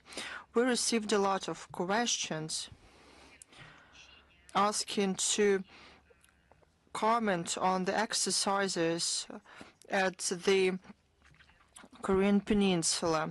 We witnessed the escalation of tensions on the Korean Peninsula in south of the peninsula since March 9th through 19th. The U.S. and the Republic of Korea held regular joint military exercises, freedom of shield. Officially, they were claimed to be of defensive nature. However, judging on the contents of the events that they trained and the use of military equipment, these maneuvers are nothing but open preparation to war. It is clear that such military activity of Washington and Seoul don't contribute to reduction of tensions. This won't help to reframe the situation to the political and diplomatic track settlement. While the ruling elites in the U.S. and the Republic of Korea seek more military pressure and sanctions on Pyongyang, we won't see any possibility of positive chances on the Korean Peninsula. We are sure that the only total abandonment of aggressive steps and the account of concerns of the North Korea can lead to more security, long-lasting peace in this region. On March 23rd, during the official visit to the Russian Federation of Prime Minister of the Government of Social Republic of Vietnam, Pham Minh Thien, and an intergovernmental agreement on cooperation in building the first nuclear power plant on the territory of Vietnam with the participation of Rosatom State Corporation was signed. The agreement lays a legal framework to implement a large-scale project, including the construction of 2 energy units designed by Russia, the maintenance, supplies of fuel and staff training. Rosatom has all the necessary expertise. It has built 41 energy units in 11 countries. The building of the first nuclear power plant will help ensure an energy security of Vietnam and will give a powerful impetus to expanding cooperation in adjacent regions. One more event that took place, I'll tell you briefly. You'll learn more about it from our social networks. We will give more detailed information there on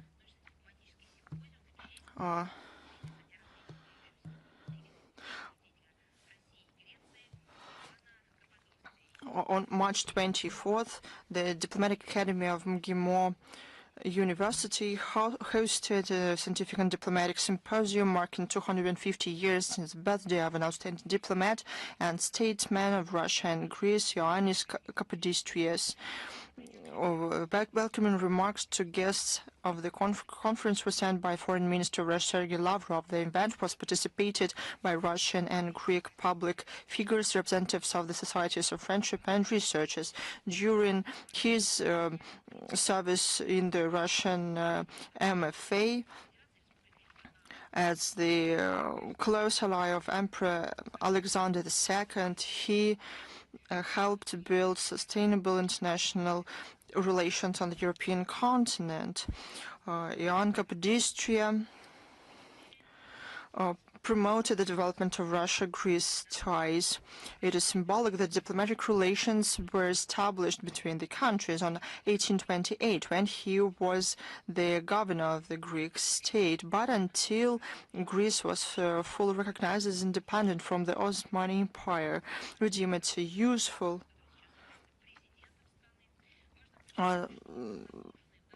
such events to be held. In our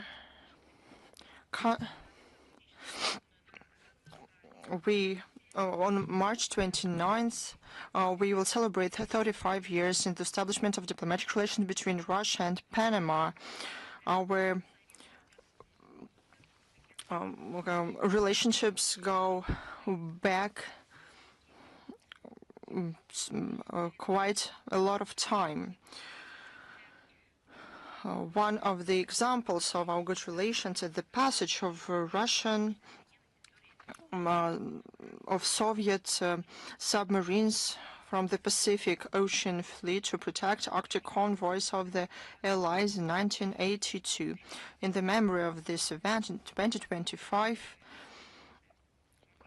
a monument was erected. It became the first and the only memorial to the Soviet submarine officers in Latin America. We always talked and supported the neutrality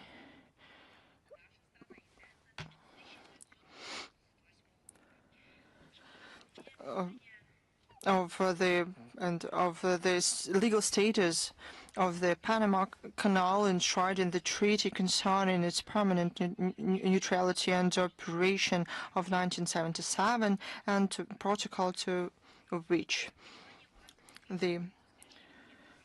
we understand that ties between Russia and Panama is of huge potential, and we unlock this potential through constructive political dialogue, building up interparliamentary and interagency contacts, expansion of scientific and educational and academic exchanges, cultural and humanitarian cooperation in general.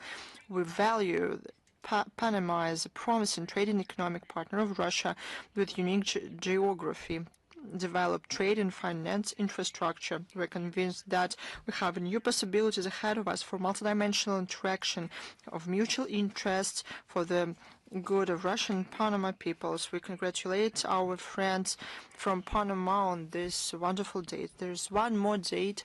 We talked about it this year. The main theater of Russia, the State Academic Bolshoi Theater, celebrates its 250th anniversary. The day of the foundation of the Bolshoi Theater is March 1776, when the provincial prosecutor, Prince Petro Rusev, received the permission of Empress Catherine II to keep the theater performances of any kind, as well as concert and masquerade. End of quote. The Bolshoi Theater contributed significantly to developing international ties through concert tours, implementation of joint projects, organization of educational programs, and the broadcasting of performances. Within its anniversary 250th season, the Bolshoi Theater for the first time went to Istanbul with a large-scale tour. The delicately combining traditions and developing new tracks, the theater represents the Russian art at the leading international platform while still being a center of world's music culture. This year, the list of productions was updated and expanded, both in Russia and had a tour both in Russia and abroad. Now I am prepared to answer your questions. We're quite short of time today. Please, the international affairs. Good afternoon. Here's my question. The General Secretariat said that Zelensky wishes to have a deal in Ukraine. In your opinion, is this statement sincere? Within the context that we have, we regularly inform the U.S. representatives about inadmissibility of providing Kiev with reconnaissance data. We know that armed forces of Ukraine target Russian facilities on the Russian territory, including civilian. I have to say that the response to our demarches, the U.S. side usually keeps silence or just does not provide substantial information. But this is a very relevant issue. Is RIA Novosti with us? Yes, Madam Zakharova, good afternoon. We have one question, if I may. What can you say about the outcomes of the EU summit of March 19th in Brussels?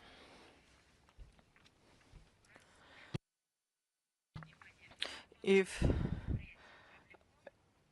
this event caught your eye, on March 19th, the session of the European Council yet again confirmed the anti-Russian approach, but not only the countries themselves, but only the regimes that are established there. The joint statement published following it on behalf of 25 member states are full of EU propaganda and Russian stamps, or memes, if I may say. Instead of looking for possibilities for diplomatic solutions, the aggressive European majority is still focused on building up efforts to support the Kiev regime and to torpedo initiatives, as we saw from this event aimed at peaceful settlement of the conflict. Under the pretexts of the existential threat coming from Russia, the European Council confirmed their wish to increase their defense capabilities by 2030. However, bureaucrats in Brussels keep silence that they do that at the expense of decreasing other budgetary means. First of all, that go for social matters. Probably they think that they can insult in other ways their own people. But this will end up in certain sentiment in their own country. But what will be the way out? Bucha on the European continent. But all their actions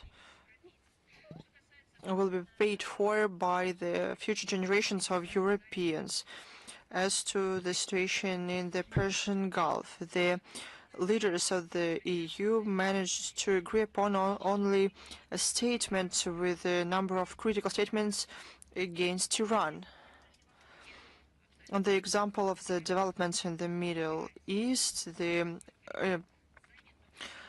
inability to act of the EU is not only clear, but it is outrageous. We took note on the call on of the European Council to respect the right of nations for self-determination and ensuring the freedoms of navigation.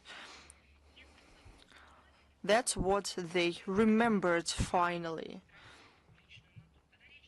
The EU showed their nature. When it came to Greenland, they remembered about the UN Charter in all its interconnectedness and entirety. But when it came to Crimea and other new Russian regions, when they made their own choice within the existing legal framework, this topic was a taboo for the EU. The same applies to the freedom of and ensuring the passage of their own vessels in the Strait of Hormuz, while simultaneously using force to restrict the movement of vessels carrying cargo in the interests of our country.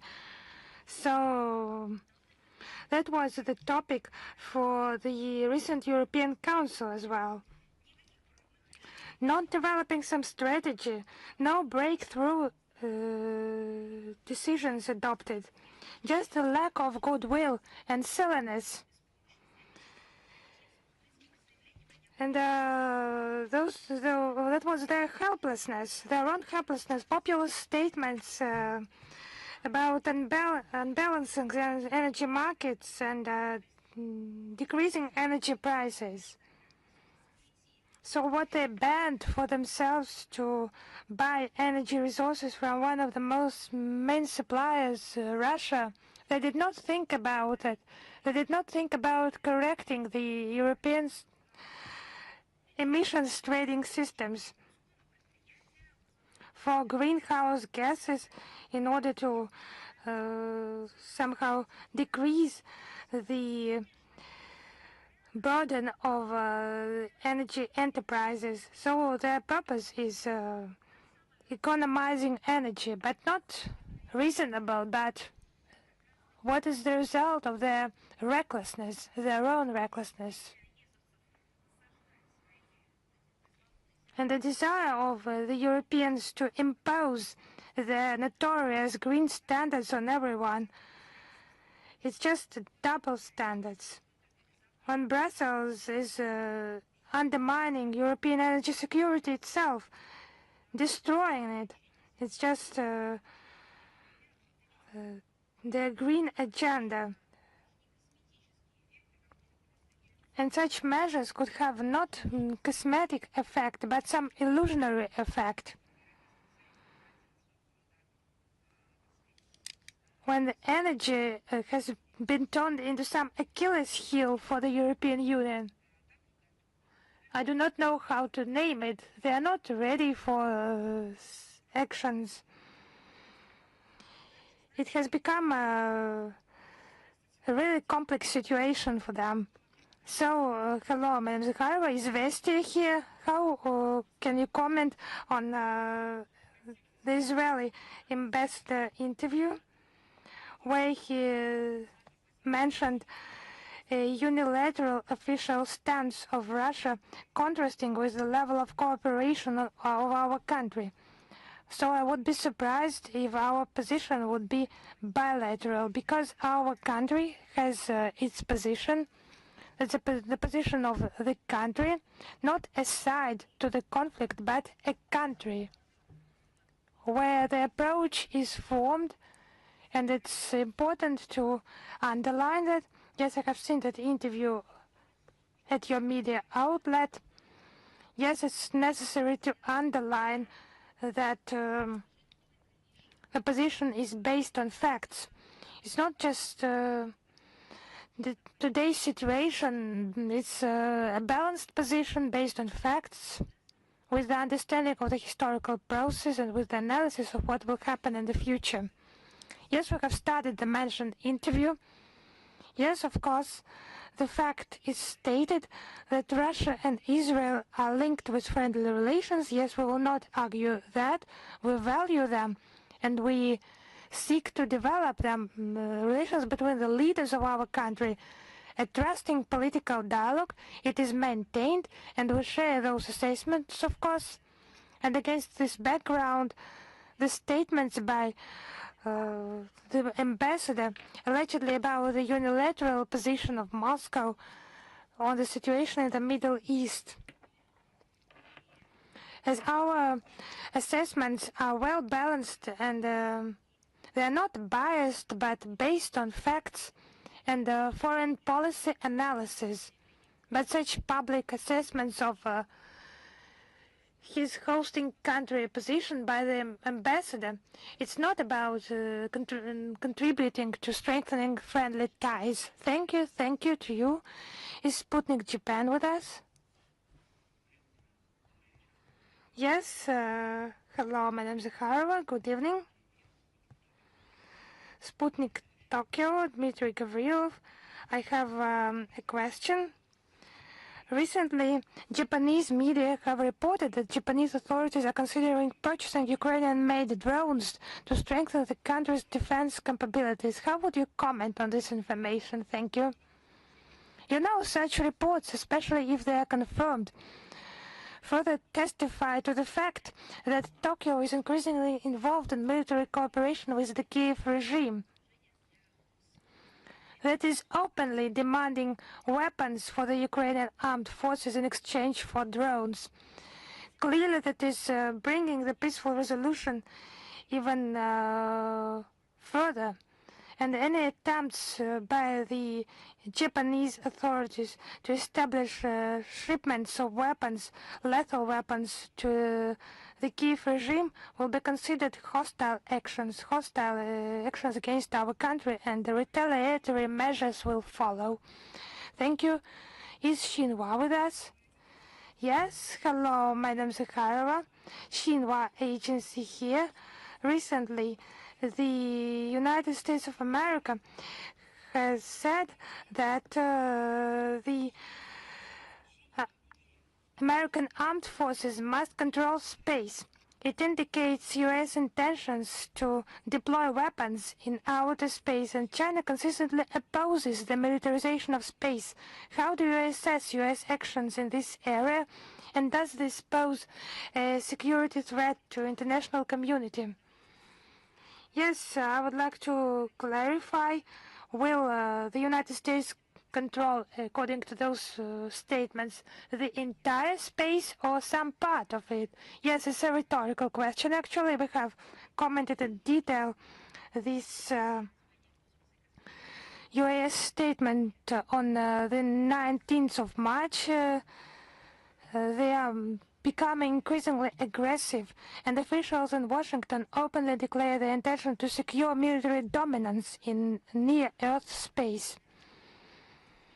It's a rapidly deteriorating situation in space security, growing threat of space becoming an arena for armed confrontation. We are convinced that any armed conflict in orbit would have catastrophic consequences for the long-term sustainability of space activities and the prospects for space exploration for all states without exception. And at the same time, let us not just make some preliminary statements, but it will depend much on coordinated actions by the international community. Initiative to prevent arms race is very much in demand, and developing legally binding instruments and the Chinese-Russian draft treaty on the prevention of the placement of weapons in outer space and the threat or use of force against outer space objects. It could be a basis for that. We will continue constructive efforts to strengthen space security in close coordination with the People's Republic of China, among others. Thank you very much. Thank you. Is Reuters with us?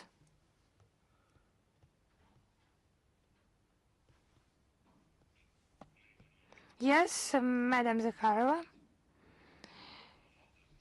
It's about the connection. Yes, we're here. We have two questions about the freedom of navigation, and I will just ask them one after another. Last Friday, it was reported that the French Navy detained the oil tanker sailing under the Mozambican flag in the Mediterranean Sea. The ship was called Dana. How does the Russian Foreign Ministry assess such actions against merchant shipping? And quite recently, Nikolai Patrushev, in an interview with Kommersant, said that Russia could consider escorting ships, vessels, if additional threats appear posed by European states, could consider additional measures. Could you clarify what are those measures and how are they developed? So let me start replying from the beginning. Recently, we have repeatedly commented on such controversial actions by Western states. On the 23rd of March, we published a detailed and comprehensive statement by the Russian Foreign Ministry in that respect. We think that such actions are unacceptable, impermissible, and gross violation of the 1982 UN Convention on the Law of the Sea. We will use all the tools we have, legal tools, in order to ensure the respect for the principle of freedom of navigation. And those who intend to transform the Baltic Sea into, in brackets, internal water, a quotation for NATO and the EU, such measures will not go unanswered, and we will use all the available means. So we support the 1982 Convention,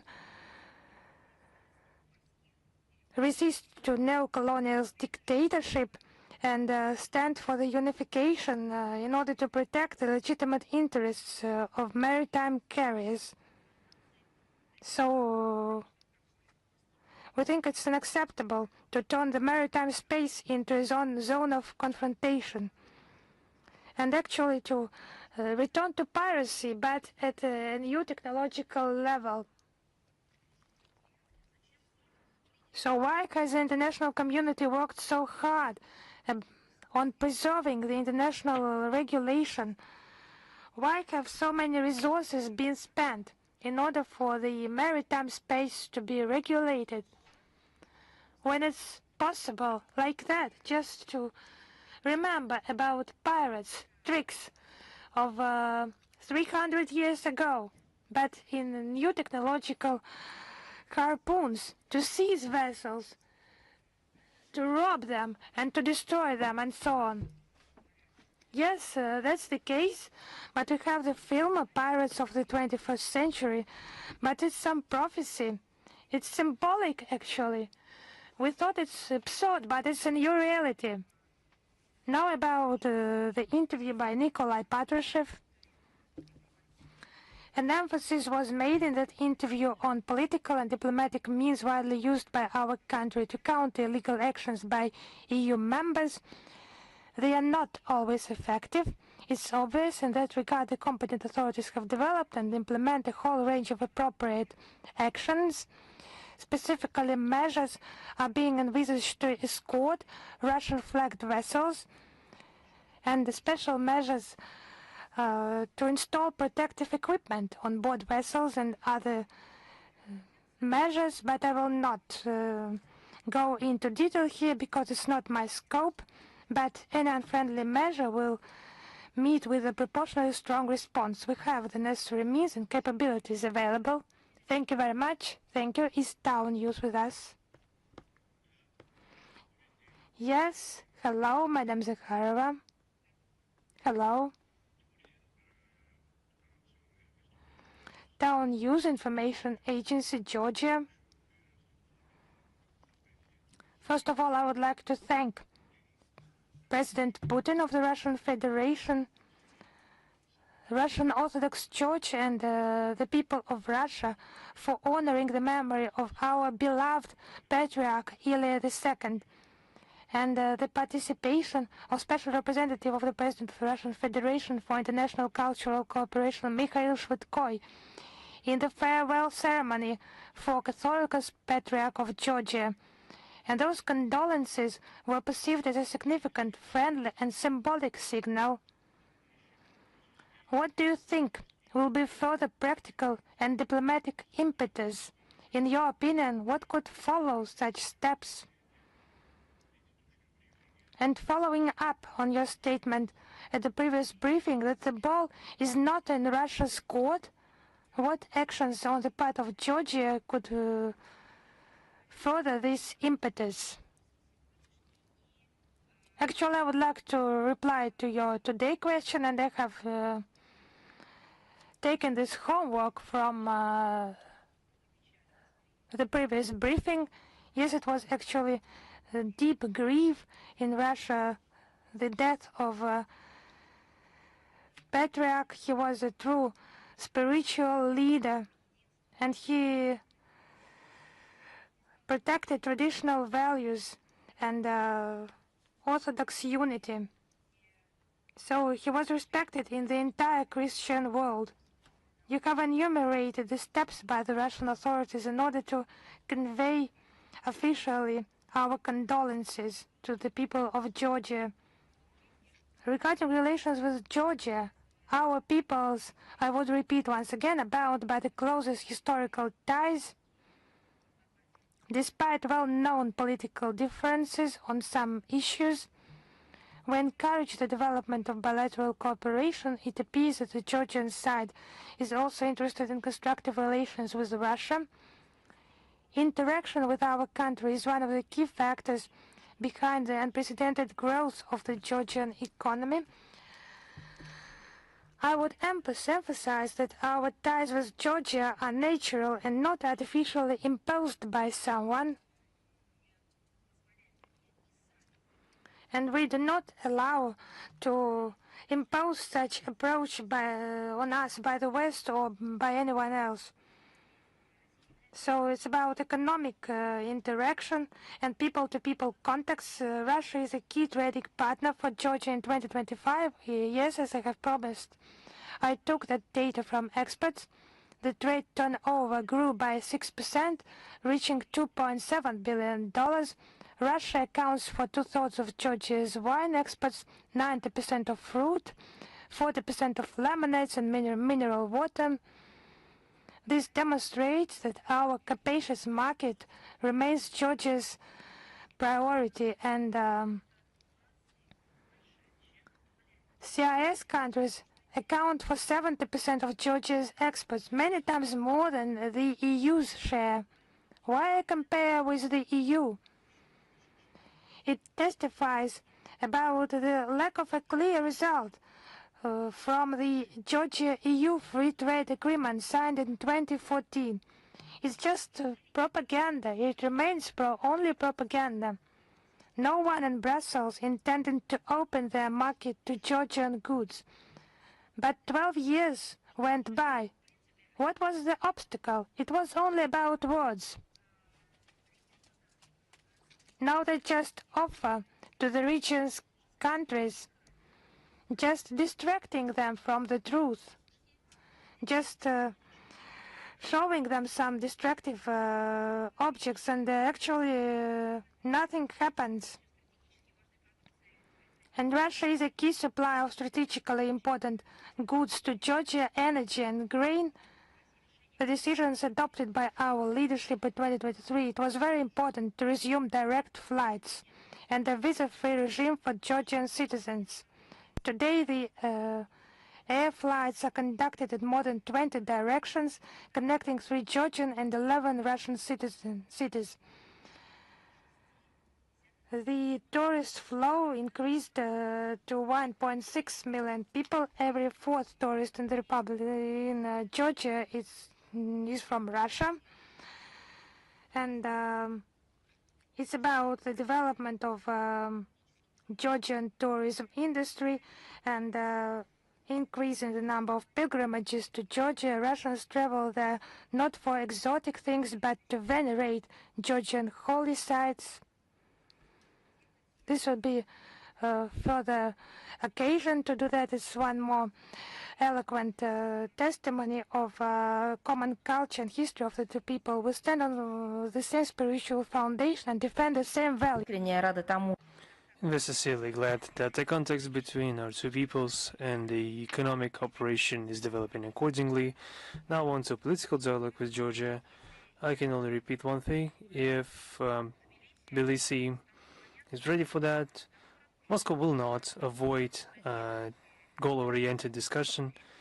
The rejection of dialogue with Russia, as well as tragic events of 2008, are a part of the heritage of a criminal and reckless regime of Saakashvili.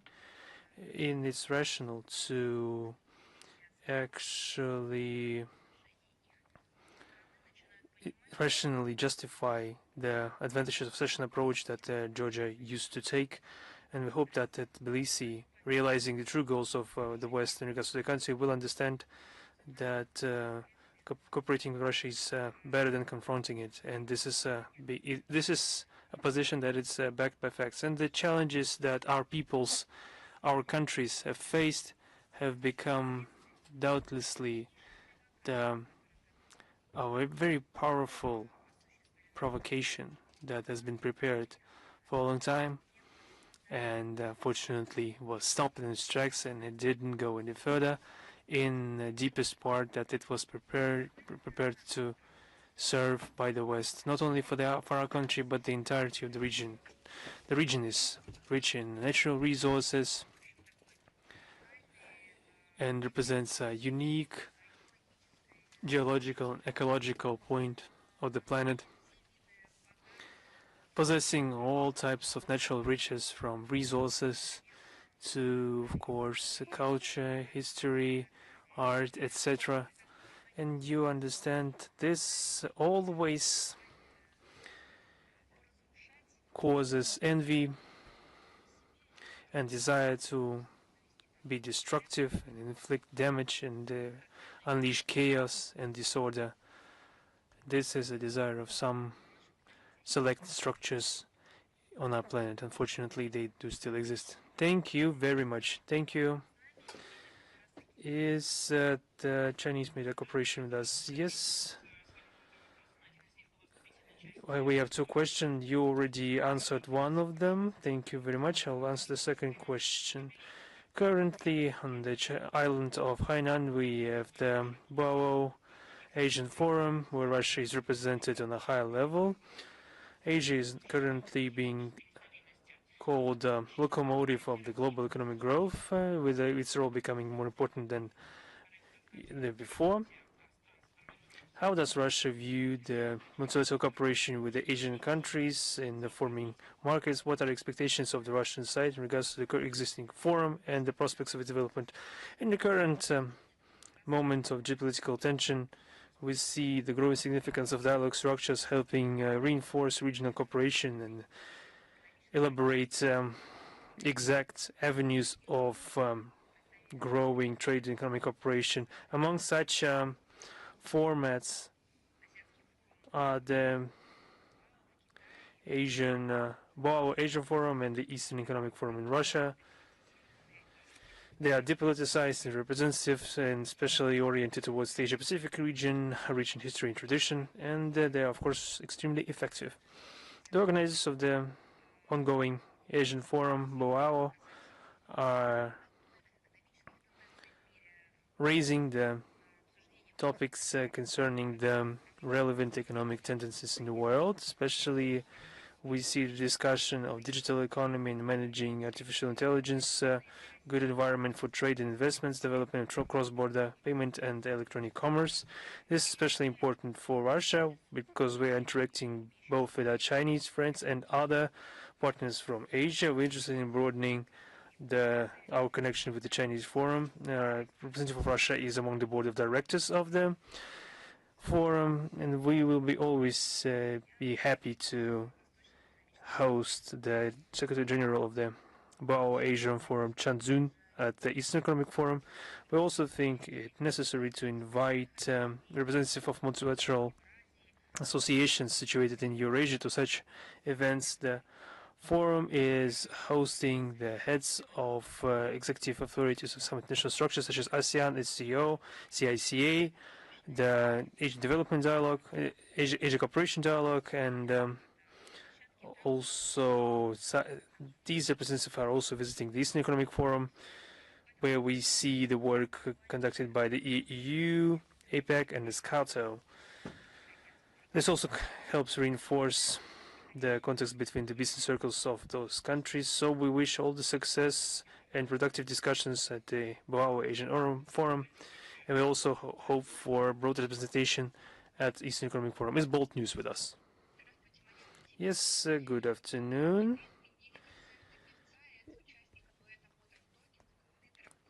In Lithuania, there was a cancellation of a singer and an ex-participant of the modern talking duo, Dieter Bohlen. I finally got this question. I hoped for us to discuss this question during the briefing. Let's talk about Dieter Bohlen at the briefing. Yes. Also, they cancelled the performance of Croatian violin player Stepan Hauser because he dared to perform Kalinka. Why are the Baltic states the most frequent suspects when Russian language is Russian culture is cancelled? And it is just puzzling to see when we see different people who are performing Tchaikovsky, Mussorgsky, Rimsky-Korsakov, and other composers, and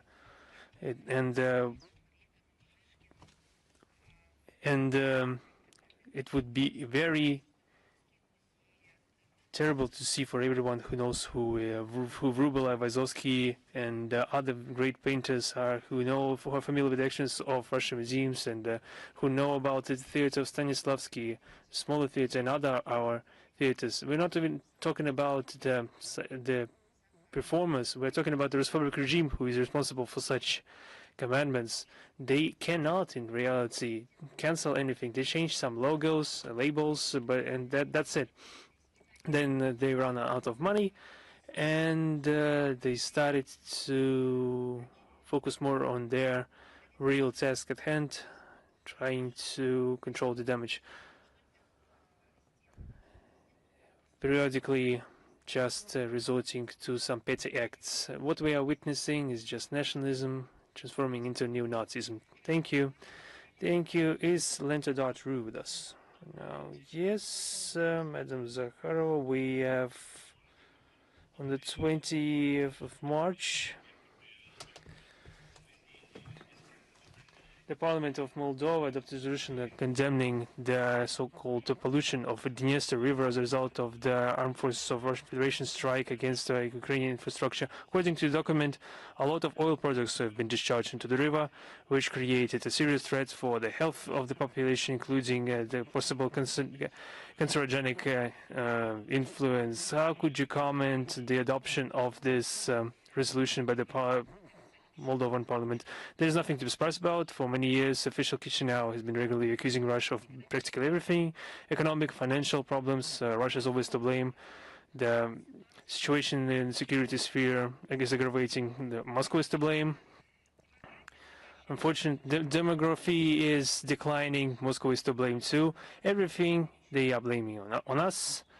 Now the environment is getting worse, and Moscow is also once again to blame. Even the Moldovan citizens themselves, they think that this is suspicious, and there are no clear circumstances described of this incident taking place, no credible evidence, but nevertheless it doesn't stop them from accusing Russia. It begs a question in regards to the sending of samples of the contaminated water for analysis for some reason to Bucharest. I don't know. Don't they have any laboratories in Moldova? Probably they do. Why sending the samples to Bucharest then? I don't know. Why are they doing that? It's obvious. And the very same day, on 20th of March, the Parliament of Moldova voted in favor of denouncing 3 basic CIS treaties. They just needed to mask this act by some other news story justifying the sudden denunciation of those documents. Another coincidence is the statement of Maya Sandu, the President of Moldova, of March 23rd, regarding the feasibility of Moldova joining the so-called coalition of the willing. For Moldovans who are visiting Russia, who are working in Russia, who are witnessing good neighborly relations, how do you explain to them that suddenly you need to act against Russia, especially in that overt way, join something that, pardon my French, has clearly gotten stale, that has gone rotten. The worsening situation with the Dniester is another justification to justify their actions, having nothing to do with the well-being of the citizens. Exactly on the contrary, leading to the situation becoming worse. Please, News.ru. Yes, we have 2 questions today. How does Moscow evaluate the risk of possible occupation or blockade of the Kharg Island by the United States, which is a key node of exports of Iranian oil? What consequences for regional stability, global energy prices, and interests of Russia would this scenario entail?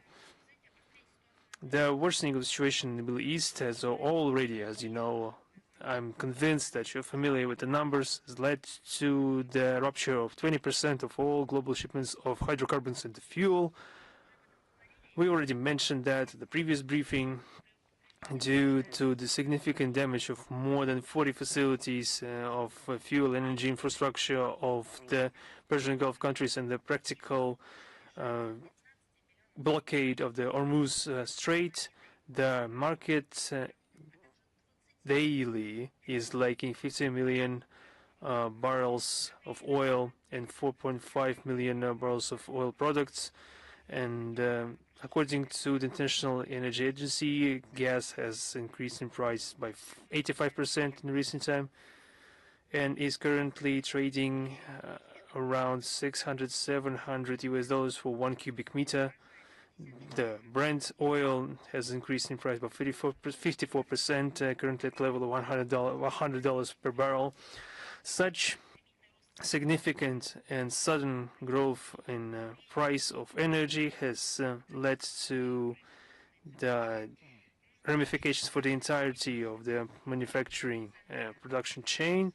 We also need to take into account the significant influence of the political events for the global prices against the backdrop of the significant growth in price hike of oil and gas, and due to the risk for the world economy, President Donald Trump has postponed his threat to damage Iranian energy system for 5 days. As we see, the prices have significantly decreased in the time, but then they have started raising back. We don't preclude any of the scenarios because we cannot really forecast any developments in the region and the reaction of markets.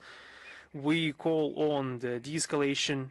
We also hear about the speculation about the so-called land operation in the Kharg Island, but hope this will not come to it because the results of the already accomplished facts are enough for us. And my second question: as a result of the standoff in the Middle East, the United States has to withdraw the personnel from the bases in the region. According to the media, recently the United States base was transferred from Baghdad to Jordan. How does the Russian MFA evaluate the evacuation of the American military bases from some Arab states? Will this positively influence the situation in the region? You know, we don't usually comment on the bilateral relations of 2 sovereign states, but we need to note that the current dramatic situation in the Persian Gulf are telling in saying that the presence of the United States Armed Forces in the region, instead of reinforcing security, creates additional threats for all countries of the region. Thank you very much. Is Newsfront with us? Yes, good afternoon. One question, if you allow me. How would you evaluate the new accusation raised against Russia that the main person to blame for the growth of migration to Europe in the last 10 years is the Russian President Vladimir Putin? This statement was made by the EU Commissioner on Internal Affairs and Migration, Magnus Brunner, in his interview to Financial Times. I'll just ask for clarification and just ask for he. We are being accused of worsening the environment in Moldova and migration problems in Europe. If we talk about this seriously, there is nothing new and nothing true about such statements. We have given numerous evaluations and comments to the statements from Brussels, now trying to shift the blame for the refugee flow to Europe onto Russia. All accusations of Western countries in regards to the Russian culpability in the world migration crisis is another attempt to lift the responsibility for their own misdeeds and find someone to blame, find scapegoats to cover up their own failings in the migration policy. Let's just remind them what the situation was in reality in the last decade. It's a direct consequence of a reckless and short-sighted interference into internal affairs of sovereign states of the Middle East and North Africa to destabilize them and forcefully change the regime. Just remember the so-called Arab Spring. That's the root of the existing current problems when it comes to migration. This led to a collapse of statehood, humanitarian catastrophes, civil wars, and growth of terrorism. Before that, we saw the situation around Iraq. Parallel with that, we had the so-called Arab Spring, pseudo-Arab Spring. Then we saw Libya, Syria, and so on and so forth. We can give dozens of other examples. Permanent threat to livelihood, lack of fundamental rights and freedoms has led to mass refugee flows from that region. Just look at our statements from the period. We have always warned against it. We have always warned what this would lead to. And the European Union officials just responded saying that they would handle it, and now they're blaming us. The states that actively participate in such interference, that have been unleashing conflicts, should have realized long ago that they are the ones who bear the brunt of the blame for the consequences and the mass flow of migrants and refugees. Today, thousands of people are still daily risking their life trying to reach Europe. And what about Ukraine? Didn't the European countries, the US, Canada, were engaged in destabilizing the situation for decades, destabilizing the regime, trying to conduct a coup d'etat? That was them, of course. Brussels is continuing to neglect the situation in the Mediterranean, where the inaction of corresponding border services of Europe continue to lead to thousands of deaths every year. At the same time, we see them forcing out potential asylum seekers and not allowing them to enter Europe. This is all being done in violation of international legal norms in the area of protecting rights of refugees. European capitals are actively preventing access to their territory and preventing access to asylum procedures, and are trying to shift the obligations to other countries. We've seen this many times before, because this was highlighted, for example, by the UNHCR. Until the West stops interfering into sovereign states of other regions, the problem will not cure itself, and they don't want that. So they resort to blaming Russia. Is Ross Media with us right now? Just a couple of questions more. Is Ross Media with us? Information agency of Ross Media. We have two questions. This year, India is chairing the BRICS, and they are at the same time they are growing cooperation with the United States and their allies. What is the strategy of Russia not to lead the situation to the breakdown of main consensual mechanism and basic principles of BRICS? So what events with petition of Russia will be key in the nearest months? We respect the right of each state to develop contacts with other countries, considering their own national interests and strategies. We have no doubt in the sovereign character of the decisions of New Delhi. This is the basis of our relations with India. We have a privileged strategic partnership with this country. We have never had any reason to doubt the interest of our Indian friends to developing cooperation within BRICS. We can have various stances on certain topics and situations. However, we are united in the issue that this alliance is very important. It is important to preserve. We, of course, support priorities of BRICS work for this year declared by our Indian friends. We are sure that through joint efforts we will have to come to the next summit of BRICS in September this year with tangible achievements. We are prepared to facilitate interaction in reforming institutions of global management, increasing of the share of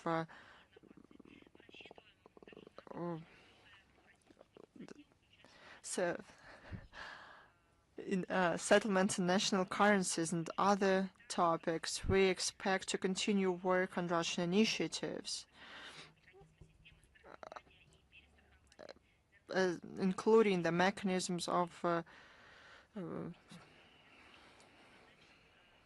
insurance platforms. One of the key events on the political track, besides the traditional meeting of the leaders, there will be the Council of Foreign Ministers of BRICS countries. This will be a good opportunity to discuss the relevant issues on the international agenda. Question 2. Earlier there were speculations in the media about disrespecting the Gaydar leader in Russia. I cannot believe that. I cannot believe that there are people who came up with this. I don't know why you, as a journalist, are paying attention to this, but there are a lot of fakes, there are a lot of provocations. One cannot pay attention to all of them. This won't help us. We should pay attention to the principled position, and it is expressed many times, especially in the run-up to the anniversary events, including here in Russia. There was a number of them. Even I, as a official representative of the MFA, gave interviews to Moscow, Baku. If I'm not mistaken, it was May 2023. I will provide the link in the text of a briefing today to this interview. I never knew him personally, but I read and heard a lot of him. There were also statements that I made dedicated to 100 years since the birthday of Gaydar Aliyev. I cannot believe that you can believe those journalists that came up with this lie. I'm also shocked that you ask me this question. It is not asked by the Azerbaijani journalist. He, for some reason, and I hope it was not somebody else's orders, they started to stop visiting our briefings. In this case, they could have first-hand answers to their questions. If you remember, we always had representatives of Azerbaijan. I don't want such articles to be published. Nothing like this ever happened, but we are always happy to see everyone, all representatives of all countries. There's another thing I would like to note. We shouldn't give in to the provocations of those who want to incite us against each other. We should take note of their principled position. It was communicated many times to the public. We do this with great respect, real, sincere respect to our partners and our common past and history colleagues. Now I have to wrap up the briefing. I will answer all your questions. Thank you very much. See you next time. I wish you all the best. До свидания.